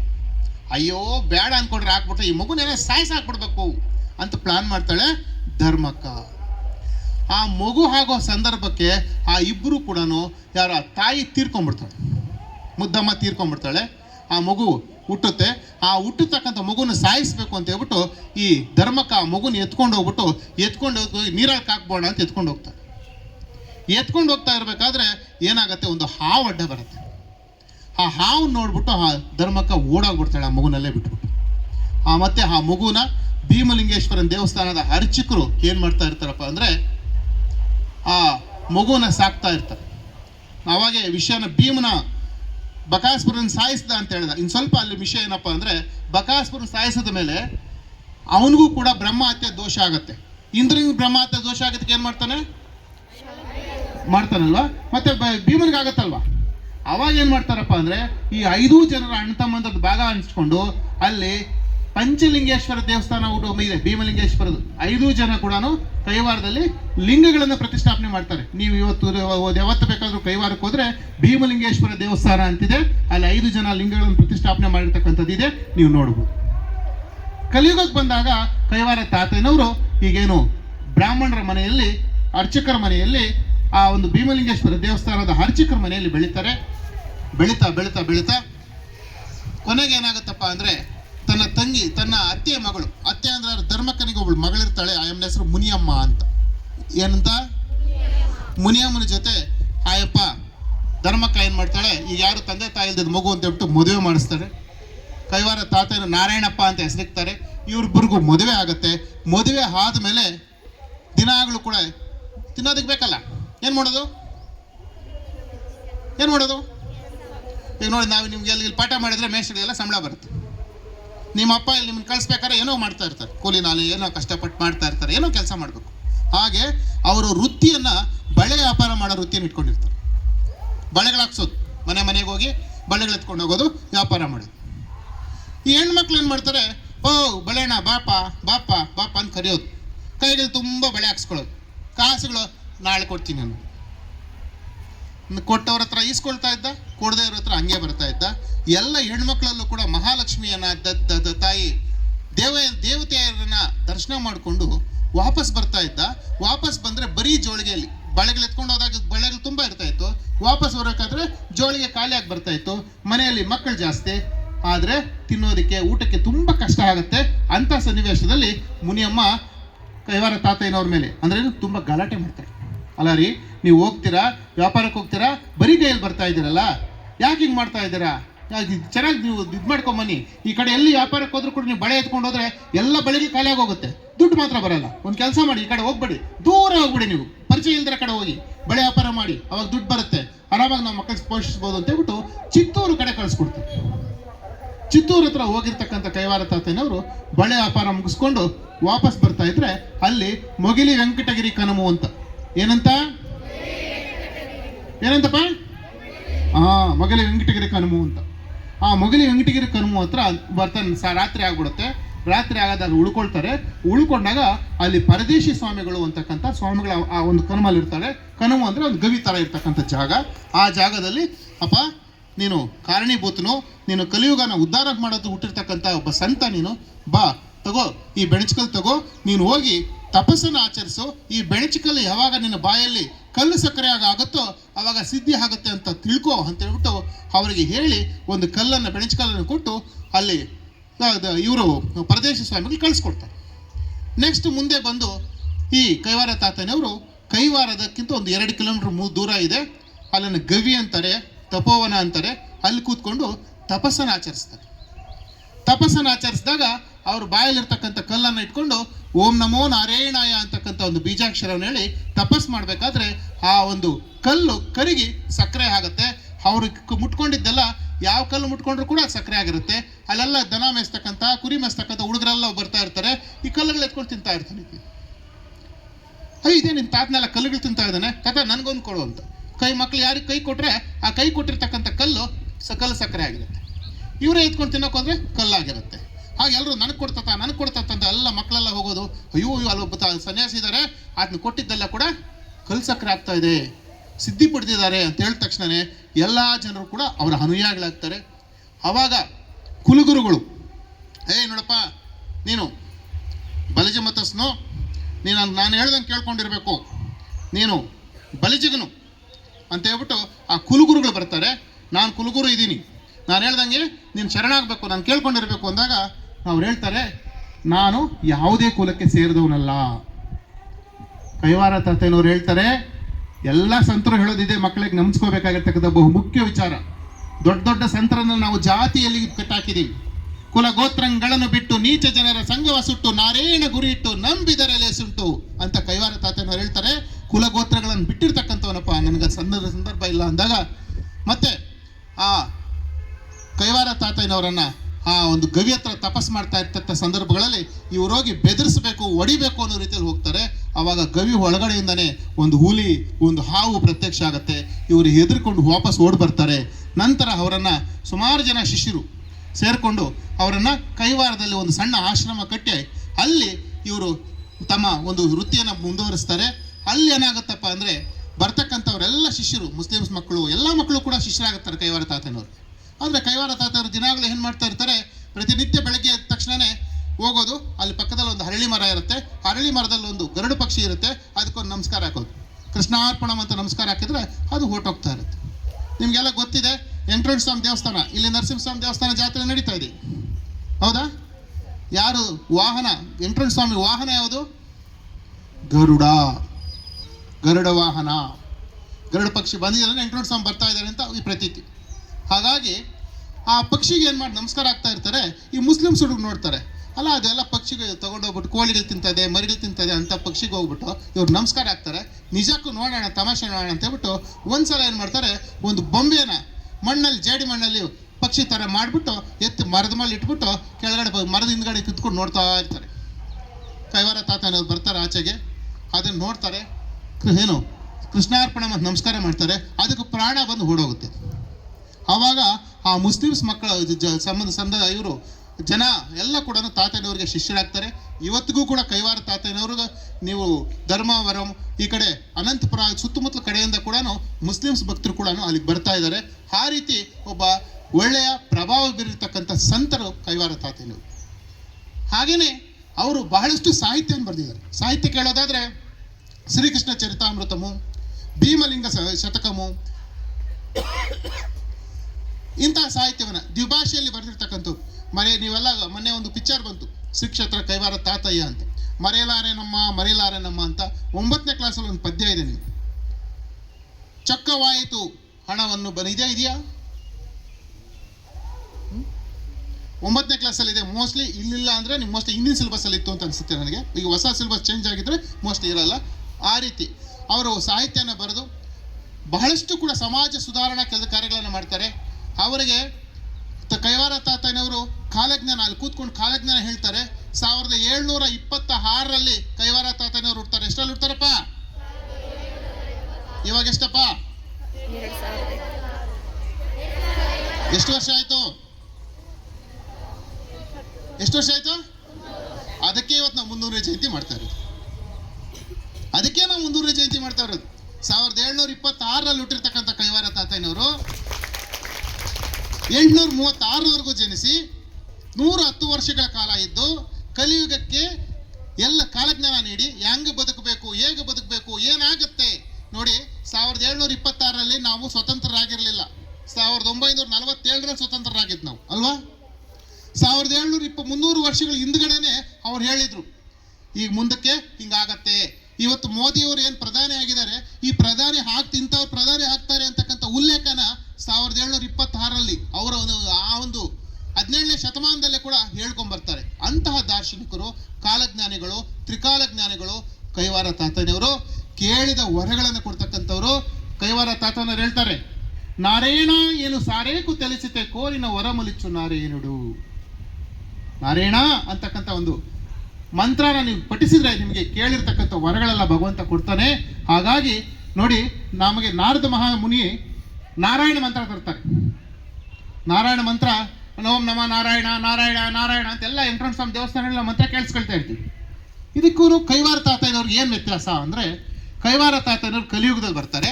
ಅವ್ರು ಹೇಳ್ತಾರೆ ನಾರಾಯಣ ಅಂತ. ಈಗ ನಾವೊಂದು ಗಾಡಿ ಇರುತ್ತೆ, ಸೈಕಲ್ ಇರುತ್ತೆ, ಸೈಕಲ್ ಓಡಿಸ್ತಾ ಇರ್ತೀವಿ. ಹಳೆ ಸೈಕಲ್ ಓಡೋದು ಏನಾಗುತ್ತೆ, ನಾವು ಚೆನ್ನಾಗಿ ಓಡಲಿಲ್ಲ ಅಂದ್ರೆ ಏನು ಮಾಡ್ತೀವಿ? ಮತ್ತೆ ಹೊಸ ತಗೊಳ್ತೀವಿ. ನಾರಾಯಣ ಅಂತಕ್ಕಂಥ ಮಂತ್ರನೂ ಹಾಗೇನೆ. ಅದು ಹಳೇದಾಗೋಯ್ತು, ಅದು ಪವರ್ ಇಲ್ದ್ರೆ ಆಗೋಯ್ತು. ಅದಕ್ಕೆ ಪವರ್ ಬೇಕಲ್ವಾ? ಆ ಪವರು ನಾರಾಯಣ ಅಂಟಿ ಬಿಗಿ ತಪ್ಪಿ ಪೋಯ, ನಾರೇಣ ಅಂಟೆ ಬೀಜಾಕ್ಷರಂಬಾಯ, ನಾರೇಣ ಅನಿ ಸಾರೇಕು ತಿಳಿಸಿತೆ ಕೋರಿನ ವರಮುಲಿಚ್ಚು ನಾರೇನುಡು ಅಂತ ನಾರಾಯಣನ ಒಂದು ನಾರಾಯಣ ಅಂತಕ್ಕಂಥ ಒಂದು ಇದು ಪಂಚಾಕ್ಷರಿ ಮಂತ್ರನ ಹೇಳ್ತಾರೆ. ಅಂತಹ ಮಂತ್ರನ ನೀವು ಓದ್ತಕ್ಕಂಥ ಮಕ್ಕಳು ಬೆಳಗ್ಗೆ ಎದ್ದು ಕನಿಷ್ಠ ಒಂದು 9 ಸಲ ನಿಮ್ಮ ಮನಸ್ಸಲ್ಲಿ ಸ್ಮರಿಸ್ಕೊಂಡ್ರೆ ಜ್ಞಾಪಕ ಶಕ್ತಿ ಜಾಸ್ತಿ ಆಗುತ್ತೆ. ನಮಗೆ ನೀವು ಓದಿರ್ತಕ್ಕಂಥದ್ದೆಲ್ಲ ಕೂಡ ನೆನಪಿನ ಅಂಗಳದಲ್ಲಿ ಉಳ್ಕೊಳ್ಳುತ್ತೆ. ಅಂತಹ ಮಹಾಮಹಿಮರು ಕೈವಾರ ತಾತಯ್ಯನವರು. ಅವರು ಅನೇಕ ಪವಾಡಗಳನ್ನು ಮಾಡ್ತಾರೆ. ಒಂದ್ಸಲ ದಾರಿಯಲ್ಲಿ ನಡ್ಕೊಂಡು ಬರ್ತಾ ಇರ್ತಾರೆ. ಶೆಟ್ರು ಏನು ಮಾಡ್ತಾರಪ್ಪ ಅಂದರೆ ಸಕ್ಕರೆ ಮೂಟೆಗಳು ಹಾಕೊಂಡು ಬರ್ತಾ ಇರ್ತಾರೆ.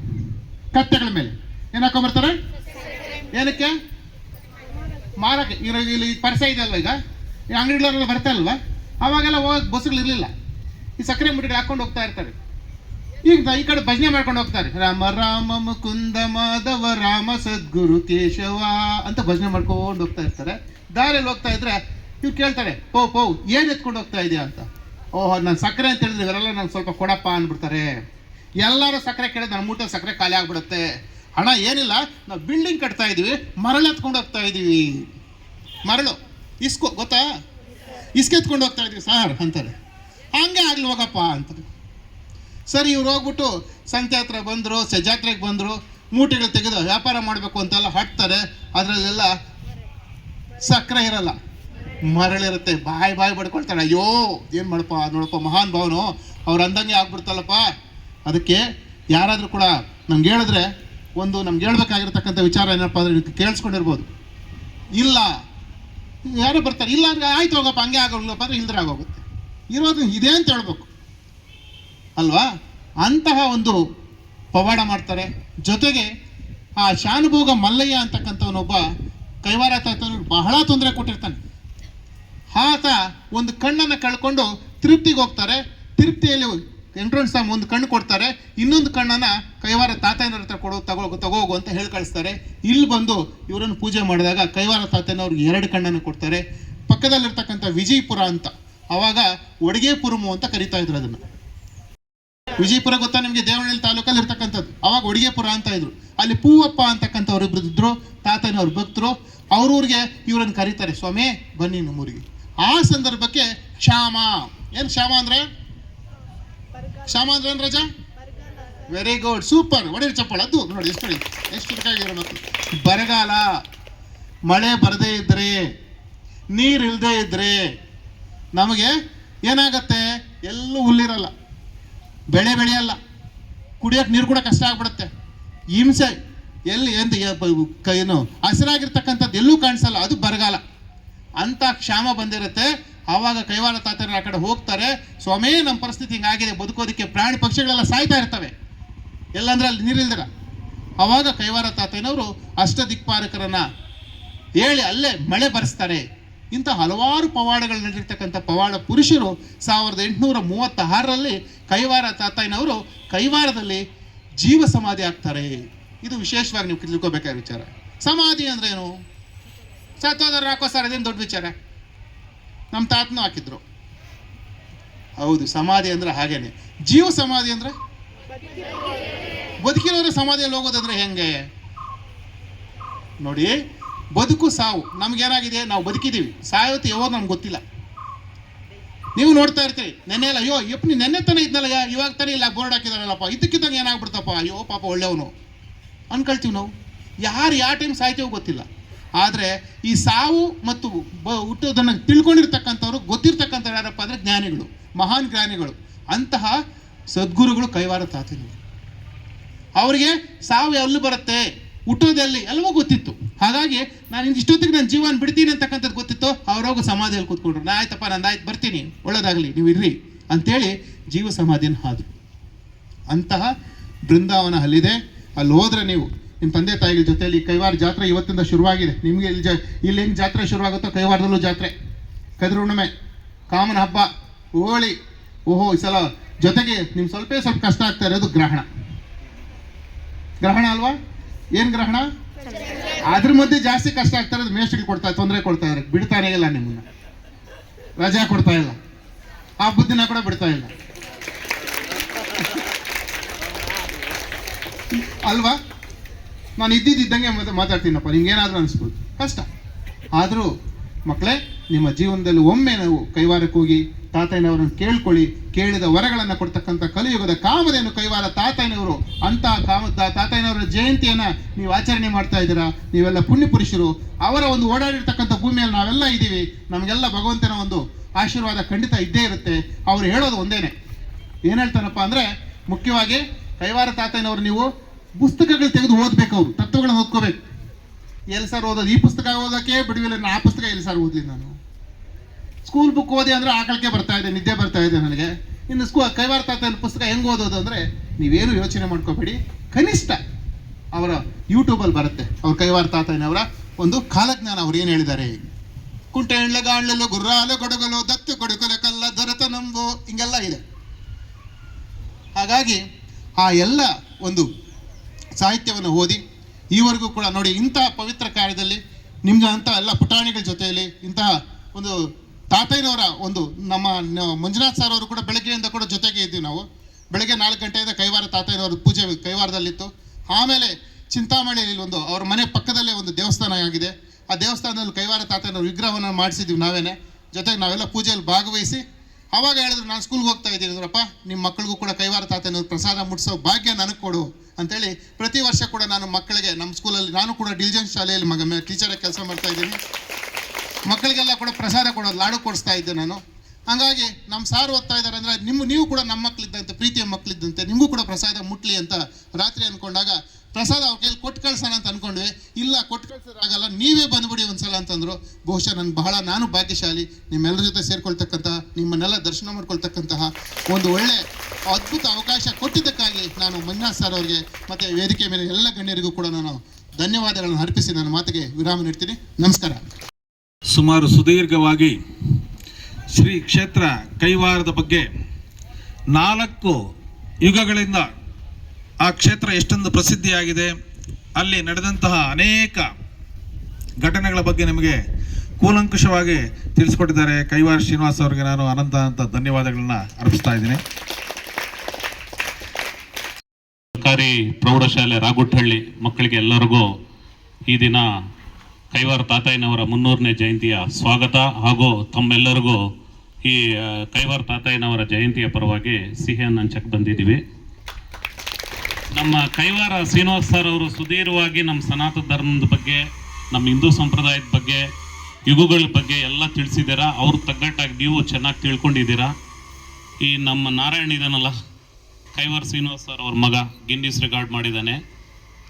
ಇವನು ಹೇಳ್ದ ಸ್ಟಾರ್ಟಿಂಗಲ್ಲಿ, ತಿಳಿವು ಒಕ್ಕರ್ಸೊತ್ತು ಕಾದು ತಿಳಿವಿ ತಕ್ಕವರ ತದ್ದಮ್ಮ ಅಂತ ವೇಮನ್ನ ಹೇಳಿದ್ದಾರೆ. ಆ ಥರ ಇವನು ನಾನು ಹೋಗೋದೇ ಇಲ್ಲ ಅಂದ. ಪಾಪ ಅವನು ಸಾಧನೆ ಮಾಡ್ದ, ಆಲ್ ಇಂಡಿಯಾ ಲೆವೆಲಲ್ಲಿ ರೆಕಾರ್ಡ್ ಮಾಡ್ದ. ನಾನು ಹೋಗಲ್ಲ ಡ್ಯಾಡಿ ಅಂದ. ಸುಮಾರು ನಾವೇ ಇದೇ ಕಾರಲ್ಲಿ 5-6 ಸಾರಿ ಕರ್ಕೊಂಡೋದ್ರು, ಅವ್ರ ಡ್ಯಾಡಿ ಬಿಡಲಿಲ್ಲ. ನೀನು ಹೋಗು, ಆಗತ್ತೆ, ನನ್ನ ಕೈಯಲ್ಲಿ ಆಗಲ್ಲ ಡ್ಯಾಡಿ, ಗಿನ್ನಿಸ್ ರೆಕಾರ್ಡ್ ಮಾಡೋಕ್ಕಾಗಲ್ಲ ಅಂದ. ನೀನು ಹೋಗ್ತಾ ಇರು, ಮಾಡು, ಸಾಧನೆ ಮಾಡು ಅಂತ. ಬೆಳಗ್ಗೆ 6 ಗಂಟೆಯಿಂದ ರಾತ್ರಿ 12 ಗಂಟೆವರೆಗೂ ಕಷ್ಟಪಟ್ಟ, ಅಳ್ಕೊತಾ ಇದ್ದ. ಡ್ಯಾಡಿ ನನ್ನ ಕೈಯಲ್ಲಾಗಲ್ಲ, ವಾಪಸ್ ಬರ್ತೀನಿ, ಡ್ಯಾಡಿ ನನ್ನ ಕೈಯಲ್ಲಾಗಲ್ಲ, ವಾಪಸ್ ಬರ್ತೀನಿ ಅಂತ. ಬಿಡಲೇ ಇಲ್ಲ ಅವರು. ನಿನ್ಗೇನು ಬೇಕು, ತಿಂಡಿ ಬೇಕಾ, ಟಿಫನ್ ಬೇಕಾ, ಸ್ವೀಟ್ ಬೇಕಾ, ನಿಮ್ಮ ಅಣ್ಣ ತಕ್ಕೊಡ್ತಾನೆ, ಹೋಗು ಅಂತ. ಹಠ ಮಾಡ್ದ ಆಗಲೇ ಇಲ್ಲ. ಲಾಸ್ಟಿಗೆ ಸಾಧನೆ ಮಾಡಿಬಿಟ್ಟ. ನಿಮ್ಮಲ್ಲೂ ಅಷ್ಟೇ, ನೀವು ಅಷ್ಟೇ, ಯಾವುದೇ ಆಗಲಿ ಸ್ಪರ್ಧಾತ್ಮಕ ಪರೀಕ್ಷೆಗಳಿದ್ರೆ ದಯವಿಟ್ಟು ಎಲ್ಲ ಮಕ್ಕಳು ಹೋಗ್ರಿ. ನನ್ನ ಕೈಯಲ್ಲಿ ಆಗಲ್ಲ ಅಂತ ಹಿಂದೆ ಇದ್ರೆ ಹಿಂದೆನೇ ಇರ್ತೀವಿ, ಆಗದೆ ಇದ್ರು ಆಗತ್ತೆ ಅಂತ ಹೋದ್ರೆ ಇವನ್ ಥರ ಗೆಲ್ಕೊಂತೀರ. ಆಯ್ತಾ? Thank you. ನಾನು ಜ್ಯೋತಿ ಶಾಲೆಯಲ್ಲಿ 8ನೇ ತರಗತಿ ಓದುತ್ತಿದ್ದೇನೆ. ಇದು ಕ್ಯಾಂಪು ದೊಡ್ಡಬಳ್ಳಾಪುರಲ್ಲಿ ಆರ್ಗನೈಸ್ ಆಗಿತ್ತು. 10 days ಕ್ಯಾಂಪ್ ಇತ್ತು. ಇದು ಡಾಕ್ಟರ್ ಹುಲಿಕಲ್ ನಟರಾಜ್ ಸರ್ ಅಂತ, ಅವರು ಇದು ಸೈನ್ಸ್ ಎಕ್ಸ್ಪೆರಿಮೆಂಟ್ಸ್ಗೆಲ್ಲ ಅವರೇ ಹೆಡ್ಡು. ಸ್ಟಾರ್ಟಿಂಗ್ ಅಕ್ಟೋಬರ್ 1 ಹೋದೆ. ಫಸ್ಟಲ್ಲಿ ಹೋದಾಗ ಅನಿಸಲಿಲ್ಲ ನನಗೆ, ತುಂಬ ಕಷ್ಟ ಆಯಿತು ಹೋಗೋದು. ಮತ್ತು ಅಲ್ಲಿ ಯಾರೂ ಸೆಟ್ರೇಟ್ ಆಗಿಲ್ಲ, ಫ್ರೆಂಡ್ಸ್ ಎಲ್ಲ ಎಷ್ಟಾಗಿಲ್ಲ ಅಲ್ಲಿ ನನಗೆ. ಮತ್ತು ಬೆಳಗ್ಗೆಯಿಂದ ರಾತ್ರಿ 2 ಗಂಟೆವರೆಗೂ ಮಾಡ್ತಾಯಿದ್ವಿ. ಮತ್ತು ಫಸ್ಟ್ ನಮಗೆ ಒಂದು 2 ಗ್ಲಾಸಸ್ ಕೊಡ್ತಾಯಿದ್ರು, 2 mm ಗ್ಲಾಸ್ ಮತ್ತು 10 mm ಗ್ಲಾಸ್. 2 mm ಗ್ಲಾಸಿಂದ 10 mm ಗ್ಲಾಸ್ನ ಉಜ್ಜಬೇಕು. ಫಸ್ಟ್ ಅದನ್ನು ಗ್ರೈಂಡಿಂಗ್ ಅಂತೀವಿ. ಫಸ್ಟ್ ಸ್ಮೂತ್ ಗ್ರೈಂಡಿಂಗ್ ಮಾಡಬೇಕು, ಅದಾದಮೇಲೆ ರಫ್ ಗ್ರೈಂಡಿಂಗ್ ಮಾಡಬೇಕು. ಒಂದೊಂದು ಗ್ರೈಂಡಿಂಗ್ 12 ಸೈಕಲ್ಸ್ ಮಾಡಬೇಕು. 12 ಸೈಕಲ್ಸ್ ಮಾಡಿದ್ಮೇಲೆ ಇನ್ನೊಂದು ಕೆಮಿಕಲ್ಸ್ ಯೂಸ್ ಮಾಡಬೇಕು. 100, 180, 200, 500 ಮತ್ತು 1000, 1200, 1800ವರೆಗೂ ಕೆಮಿಕಲ್ಸ್ ಇದ್ದಾವೆ. ಅವನ್ನೆಲ್ಲ 12 ಸೈಕಲ್ಸ್ ಮಾಡಬೇಕು. ಅಕಸ್ಮಾತ್ ಸ್ವಲ್ಪ ಕ್ರ್ಯಾಕ್ ಬಂದರೆ ಮತ್ತೆ ಸ್ಟಾರ್ಟಿಂಗಿಂದ ಮಾಡಬೇಕು. ಕಂಟಿನ್ಯೂಸ್ 3 days ಮಾಡಿದ್ದೀವಿ. ನೆಕ್ಸ್ಟ್ ಅದಾದಮೇಲೆ ಅದು ನಾಸಾಗೋಯ್ತು. ನಾಸಾಯಿಂದ ಅಲ್ಯೂಮಿನಿಯಂ ಫಾಲಿಗೆ. ನೆಕ್ಸ್ಟ್ ಡೇ ನಮಗೆ ಇದು ಟೆಲಿಸ್ಕೋಪ್ ಬಾಡಿ ಮಾಡಬೇಕಾಗಿತ್ತು. ಪೈಪ್ ಮೇಲೆ ಕಟ್ ಮಾಡಿದ್ವಿ. ಮತ್ತು ಅದ್ರ ಜೊತೆ ಇನ್ನೊಂದು ಮೈನ್ ಟಾಸ್ಕ್ ಇದ್ದಿದ್ದು ನಮಗೆ ಫಿಂಡ್ರೋಸ್ಕೋಪ್ ಅಂತ. ಆ ಫಿಂಡ್ರೋಸ್ಕೋಪ್ ಏನಂದರೆ which is used for seeing Moon ಅಂತ. ಮೂನ್ ನೋಡೋಕ್ಕೆ ಅದು ಯೂಸ್ ಆಗುತ್ತೆ. ಅದನ್ನು ಮಾಡೋಕ್ಕೆ ನಮಗೆ ಹೋಲ್ ಡೇ ತೊಗೊಂತು. ಬೆಳಗ್ಗೆ 6 ಗಂಟೆಗೆ ಕೂತ್ಕೊಂಡ್ರೆ ನೆಕ್ಸ್ಟ್ ಡೇ 4:15 ಎದ್ದಿದ್ದೀವಿ. ಸ್ವಲ್ಪ ಜನ 2 ಗಂಟೆ, 3:30, 5 ಗಂಟೆವರೆಗೂ ಮಾಡಿದ್ದಾರೆ. 4:15ಗೆ ನಮ್ಮನ್ನು ಬಿಟ್ಟರು. ಮತ್ತು ನೆಕ್ಸ್ಟ್ ಡೇ ಮತ್ತೆ ಅದು ಗ್ಲಾಸ್ ವಾಪಸ್ ಬಂದಾಗ ಮತ್ತೆ ಅದನ್ನು ಟೂ ಲೇಯರ್ಸ್ ಬರುತ್ತೆ. ಆ ಲೇಯರ್ಸ್ ಜೊತೆ ಸ್ಟಿಕ್ ಮಾಡಿ ಮತ್ತೆ ಟೆಲಿಸ್ಕೋಪ್ ಜೊತೆ ಕನೆಕ್ಟ್ ಮಾಡಬೇಕು. ಅದಾದಮೇಲೆ ಇದು ಬರ್ತಿದೆಯಲ್ಲ ಅಂತ ನಾವು ಫುಲ್ ಮೂನ್ ಡೇವರೆಗೂ ವೆಯ್ಟ್ ಮಾಡಬೇಕು. ಫುಲ್ ಮೂನ್ ಡೇ ದಿನ ಏನಾದರೂ ಬಂದಿಲ್ಲ ಅಂದರೆ ಮತ್ತೆ ರೀಸ್ಟಾರ್ಟ್ ಮಾಡಿ ಮತ್ತೆ ಗ್ರೈಂಡಿಂಗ್ ಮಾಡಬೇಕು. ಅದು ಲಾಸ್ಟ್ ಮತ್ತೆ ಗ್ಲಾಸ್ ಬಂತು. ಗ್ಲಾಸ್ ತೆಗೆದ್ಬಿಟ್ಟು ಅದು ಅಕಸ್ಮಾತ್ ಏನು ಕಾಣಿಸಲಿಲ್ಲ ಅಂದರೆ ಪಾಲಿಶಿಂಗ್ ಮಾಡಬೇಕು. 2 ಇದು ಕೊಡ್ತಾರೆ, ಸೆಲೆಲಮ್ ಆಕ್ಸೈಡ್ ಅಂತ ಮತ್ತು ರೆಡ್ ಆಕ್ಸೈಡ್ ಅಂತ. ರೆಡ್ ಆಕ್ಸೈಡೇ ಮೇಯ್ನ್, ಇದರಲ್ಲಿ ಏನಿದು main part of the glass. ಇದು ಪಾಲಿಶಿಂಗಲ್ಲೇ ಬೆಸ್ಟ್ ಇದು ಕೆಮಿಕಲ್. ಇದರಿಂದನೇ ನಮ್ಮ ಗ್ಲಾಸ್ ಸ್ಕ್ರ್ಯಾಚ್ ಇಲ್ದಿರ ಕ್ಲಿಯರಾಗಿ ಕಾಣಿಸ್ಬೋದು. ಮತ್ತು 7th ಡೇ ಎಲ್ಲ ಬಾಡಿ ಎಲ್ಲ ಕಂಪ್ಲೀಟ್ ಆಯಿತು. ಆದರೆ ಸ್ಟಿಕ್ಕರಿಂಗ್ ಎಲ್ಲ ಇನ್ನೂ ಹಂಗೆ ಇತ್ತು ಆ ಟೆಲಿಸ್ಕೋಪ್ಗೆ. ಏಯ್ತ್ ಡೇ ನಮ್ಗೆ ಏನಿತ್ತು ಫೈನಲ್ ಇದ್ದಿತ್ತು. Final Asia book of record, India book of record ಅವರು ಟೆಸ್ಟ್ ಮಾಡೋಕ್ಕೆ ಬಂದಿದ್ರು. ಅಕಸ್ಮಾತ್ ಅದರಲ್ಲಿ ಯಾರ್ದು ಕಡಿಮೆ ಚೆನ್ನಾಗಿ ಕಾಣಿಸಿಲ್ಲ ಅಂದರೆ ಅವ್ರಿಗೆ ಡಿಸ್ಕ್ವಾಲಿಫೈ ಆಗಿತ್ತು. ಡಿಸ್ಕ್ವಾಲಿಫೈ ಮೆಂಬರ್ಸು ಮತ್ತೆ ಏನು ಮಾಡೋಕ್ಕಾಗಲ್ಲ, ಮನೆಗೆ ವಾಪಸ್ ಹೋಗ್ಬೇಕಾಯಿತು. 9th day same world book of records London ಒಬ್ಬರು ಬಂದಿದ್ರು. ಅವರು ಚೆಕ್ ಮಾಡಿದ್ರು, ಅವರು ಕ್ವಾಲಿಫೈ ಆದವ್ರಿಗೆ Asia book of record, India book of record ಬಂತು. 10th ಡೇ ರಾಜ್ಯಪಾಲರು ಬಂದರು ದೊಡ್ಡಬಳ್ಳಾಪುರಗೆ. ಮತ್ತು ಅವರು ಸ್ವಲ್ಪ ಬೆಸ್ಟ್ ಟೆಲಿಸ್ಕೋಪ್ ಕ್ರಿಯೇಟ್ ಮಾಡಿರೋರಿಗೆ 10 ಜನ ಅವ್ರಿಗೆ ಅವಾರ್ಡ್ ಕೊಟ್ಟರು. ಅಂದರೆ Asia book of record, India book of record ಅವ್ರ ಕೈಯಲ್ಲೇ ಕೊಟ್ಟರು. ಬೇರೆಯವರು ಇವರು ಫಾರ್ಮರ್ ಚೇರ್ಮನ್ ಆಫ್ ಇಸ್ರೋ ಬಂದು ಅವರು ಅವಾರ್ಡ್ ಕೊಟ್ಟರು. ಯಾರಿಗೆ? ಬೇರೆಯವ್ರಿಗೆಲ್ಲ, ಅವ್ರ 10 ಜನ ಬಿಟ್ಟು ಗವರ್ನರ್ ಎಲ್ಲ ಅವಾರ್ಡ್ ಕೊಟ್ಟರು. ಸೊ ಕೊನೆಗೆ world book of records London ಅವ್ರು ಬಂದು ಈ ರೀಸೆಂಟಾಗೆ ಬಂತು, 1 ವೀಕ್ ಹಿಂದಗಡೆ ರೀಸೆಂಟಾಗಿ ವರ್ಲ್ಡ್ ಬುಕ್ ಆಫ್ ರೆಕಾರ್ಡ್ಸ್ ಬಂತು ಅಷ್ಟೇ. Thank you. ಮತ್ತು ಅಲ್ಲಿ ಬೇರೆ ಸೈಂಟಿಸ್ಟ್ ಎಲ್ಲ ಬಂದಿದ್ರು. ಅಂದರೆ ರಮ್ಯಾ ಸೇತುರಾಮ್ ಮ್ಯಾಮ್. ನಾನು ಮಾಡಿರೋ 3 inches ಟೆಲಿಸ್ಕೋಪ್, ಅವ್ರು ಮಾಡಿದ್ದು one of the biggest telescope in hole India, 30 meters telescope. ಅದನ್ನು ಹೆಂಗೆ ಮಾಡೋದೆಲ್ಲ ಎಕ್ಸ್ಪ್ಲೇನ್ ಮಾಡಿದ್ರು. ಮತ್ತು ಫಾರ್ಮರ್ ಇಸ್ರೋ ಚೇರ್ಮ್ಯಾನ್ ಅವರೆಲ್ಲ ಬಂದು ನಮಗೆ ಎಂಕರೇಜ್ ಮಾಡಿದ್ರು. ಇಸ್ರೋ ಚೇರ್ಮ್ಯಾನ್ ಅವ್ರು ಬಂದರು, ಅವರು ಹೆಲ್ಪ್ ಮಾಡಿದ್ರು, ಹೆಂಗೆ ಇನ್ನೂ ಡೆವಲಪ್ ಮಾಡೋಕ್ಕೆ ಹೇಳ್ಕೊಟ್ರು ಅಷ್ಟೇ. Thank you. K Reddy sir ಅವರು ದೊಡ್ಡ ಸೈಂಟಿಸ್ಟ್. ಅಂದರೆ ಅವರೇ ಏನಿದು ಒಂದು ರೆಡ್ಡಿ ಟ್ಯೂಬ್ ಅಂತಿದೆ, ಮತ್ತು ಬುಲ್ ಟ್ಯೂಬ್ ಅಂತಿದೆ, ಅದೆಲ್ಲ ಇವರೇ ಕ್ರಿಯೇಟ್ ಮಾಡಿದ್ದು. ಅವರು ದೊಡ್ಡ ಸೈಂಟಿಸ್ಟ್. ಮತ್ತು ಅವ್ರು ನಮ್ಮನ್ನು ತುಂಬ ಇದರಲ್ಲೆಲ್ಲ ಹೆಲ್ಪ್ ಮಾಡಿದ್ದಾರೆ. ಅಂದರೆ ಗ್ರೈಂಡಿಂಗ್ ಬಗ್ಗೆ ಎಲ್ಲ ಹೇಳ್ಕೊಟ್ಟಿದ್ದಾರೆ. ಮತ್ತು ನಮಗೆ 2 ಕೋಚಸ್ ಮೆಂಟರ್ಸ್ ಇದ್ದರು ಹೆಲ್ಪ್ ಮಾಡೋರು. ಅವರು very trained people and they helped us lot. ಅಭೂತಪೂರ್ವವಾದ ಒಂದು ಸಾಧನೆಯನ್ನು ಮಾಡಿದ್ದಾರೆ. ಯಾಕೆಂದರೆ ಅವ್ರ ತಂದೆ ಬಿಟ್ಟಿಲ್ಲ. ಯಾಕೆಂದರೆ ಮಕ್ಕಳಿಗೆ ನಾವು ಆ ರೀತಿ ಎಂಕರೇಜ್ ಮಾಡಬೇಕು. ನೀವು ಅಷ್ಟೇ. ಈಗ ನೀವೆಲ್ಲ ಕೇಳಿಸ್ಕೊಂಡ್ರಲ್ಲ, ನಿಮ್ಮಲ್ಲೂ ಕೂಡ ಅಂತ ಒಂದು ಏನಿದೆ ಇದೆಯಾ? ಹಾಂ, ನಿಮ್ಮಲ್ಲೂ ಆ ಒಂದು ಛಲ ಇದೆ, ಆ ಒಂದು ಮೇಧಸ್ಸಿದೆ. ಆದ್ದರಿಂದ ತಾವು ಕೂಡ ಇಂಥದ್ರೆಲ್ಲ ಭಾಗವಹಿಸಿ ನೀವು ಕೂಡ ಅಷ್ಟು ನೋಡಿ, ವಿಜ್ಞಾನನ ನಾವು ಪ್ರೀತಿಸಬೇಕು. ಮೊನ್ನೆ ತಾನೇ ನಮ್ಮ ಶಿವಪ್ರಕಾಶ್ ಸರ್ ಬಂದಿದ್ರಲ್ಲ, ಅವ್ರು ಎಷ್ಟು ಹೇಳಿದ್ರು ವಿಜ್ಞಾನದ ಬಗ್ಗೆ. ಸರ್ ವಿ ರಾಮನ್ನೇ ಅಲ್ಲ, ಅದ್ರ ಬಗ್ಗೆ ಬೇಕಾದಷ್ಟು ವಿಜ್ಞಾನಿಗಳ ಬಗ್ಗೆ ಸಾಕಷ್ಟು ಹೇಳಿದ್ರು ಅಲ್ವಾ. ನಿಮ್ಮಲ್ಲೂ ಅಂತ ಒಂದು ಪ್ರಚೋದನೆ ಇರಬೇಕು. ಅರ್ಥ ಆಯ್ತಾ? ನೀವು ಕೂಡ ಸಾಧನೆ ಮಾಡಬೇಕು. ಅಂತ ಒಂದು ಸಾಧನೆಯನ್ನು ಮಾಡಿದಂಥ ರಾಮನಾರಾಯಣ್ ಅವನೇ ಸ್ವತಃ ಹೇಳಿದ್ದಾನೆ ಎಷ್ಟೊಂದು ಕಷ್ಟಪಟ್ಟಿದ್ದೀನಿ ಅಂತ. ನಿಮಗೆಲ್ಲರೂ ಕೂಡ ನಿಮಗೂ ಒಳ್ಳೆಯದಾಗಲಿ ಅಂತ ಹೇಳ್ತಾ ರಾಮನಾರಾಯಣಿಗೆ ಮತ್ತೊಮ್ಮೆ ನಾನು ಧನ್ಯವಾದಗಳನ್ನ ಅರ್ಪಿಸ್ತಾ ಇದ್ದೀನಿ. ಈಗ ಅಂತಿಮವಾಗಿ ಒಂದು ಕಾರ್ಯಕ್ರಮದ ಅಧ್ಯಕ್ಷತೆ ವಹಿಸಿದಂಥ ಅನಿಲ್ ಕುಮಾರ್ ಸರ್ ಅವರು ತಮ್ಮ 2 ನುಡಿಗಳನ್ನು ನುಡಿಬೇಕು ಅಂತ ಕೇಳ್ಕೊತಾರೆ. ಹೇಳಿದರೆ ಕೊನೆ 1-2 ಮಾತು ಆಡೋಕ್ಕೆ ಇಷ್ಟಪಡ್ತೀನಿ.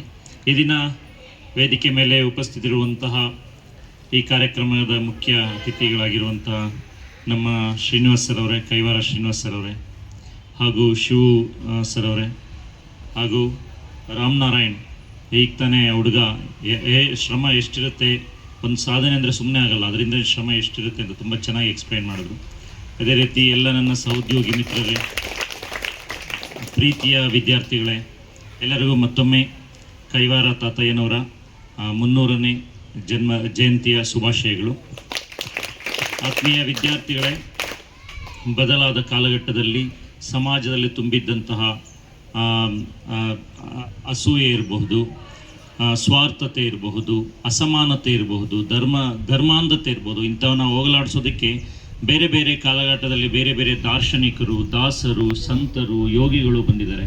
ಅಂಥ ಯೋಗಿಗಳನ್ನ ಈ ನಾಡು ಪಡೆದಿದೆ. ಅಂಥದ್ರಲ್ಲಿ ಅಂಥವರು ನಮ್ಮ ಕೈವಾರ ತಾತಯ್ಯನವರು 1726 ಅಂದರೆ 17ನೇ ಶತಮಾನ, 18ನೇ ಶತಮಾನದ ಆರಂಭದಲ್ಲಿ ನಮ್ಮ ಸಮಾಜದಲ್ಲಿ ತುಂಬಿದ್ದಂಥ ಅಸಮಾನತೆಯ ಬಗ್ಗೆ ಮಹಾಸರು ತುಂಬ ಚೆನ್ನಾಗಿ ಹೇಳಿದ್ರು. ಎಲ್ಲೆಲ್ಲಿ ಯಾವ್ಯಾವ ರೀತಿ ಇರ್ತಿತ್ತು, ಯಾವ ರೀತಿ ಅಂದರೆ ಶಿಕ್ಷಣ ಒಂದೇ ಧರ್ಮಕ್ಕೆ ಒಂದೇ ಒಂದು ಜಾತಿ ಅಥವಾ ಮುಂದುವರೆದಂಥ ಒಂದು ಸಮುದಾಯ ನಮ್ಮದೇ ಅಂತ ದೌರ್ಜನ್ಯ ನಡೆಸಿದ್ದಂತಹ ಕಾಲದಲ್ಲಿ ಸಮಾನತೆಯ ಕೊಡೋದಕ್ಕೆ ಹಲವಾರು ತಮ್ಮ ಹರಿತವಾದ ಮಾತು, ಲೇಖನಿಯ ಮೂಲಕ ಹಲವಾರು ನುಡಿಗಳನ್ನು ತಿಳಿಸಿ ಕೀರ್ತನೆಗಳ ಮೂಲಕ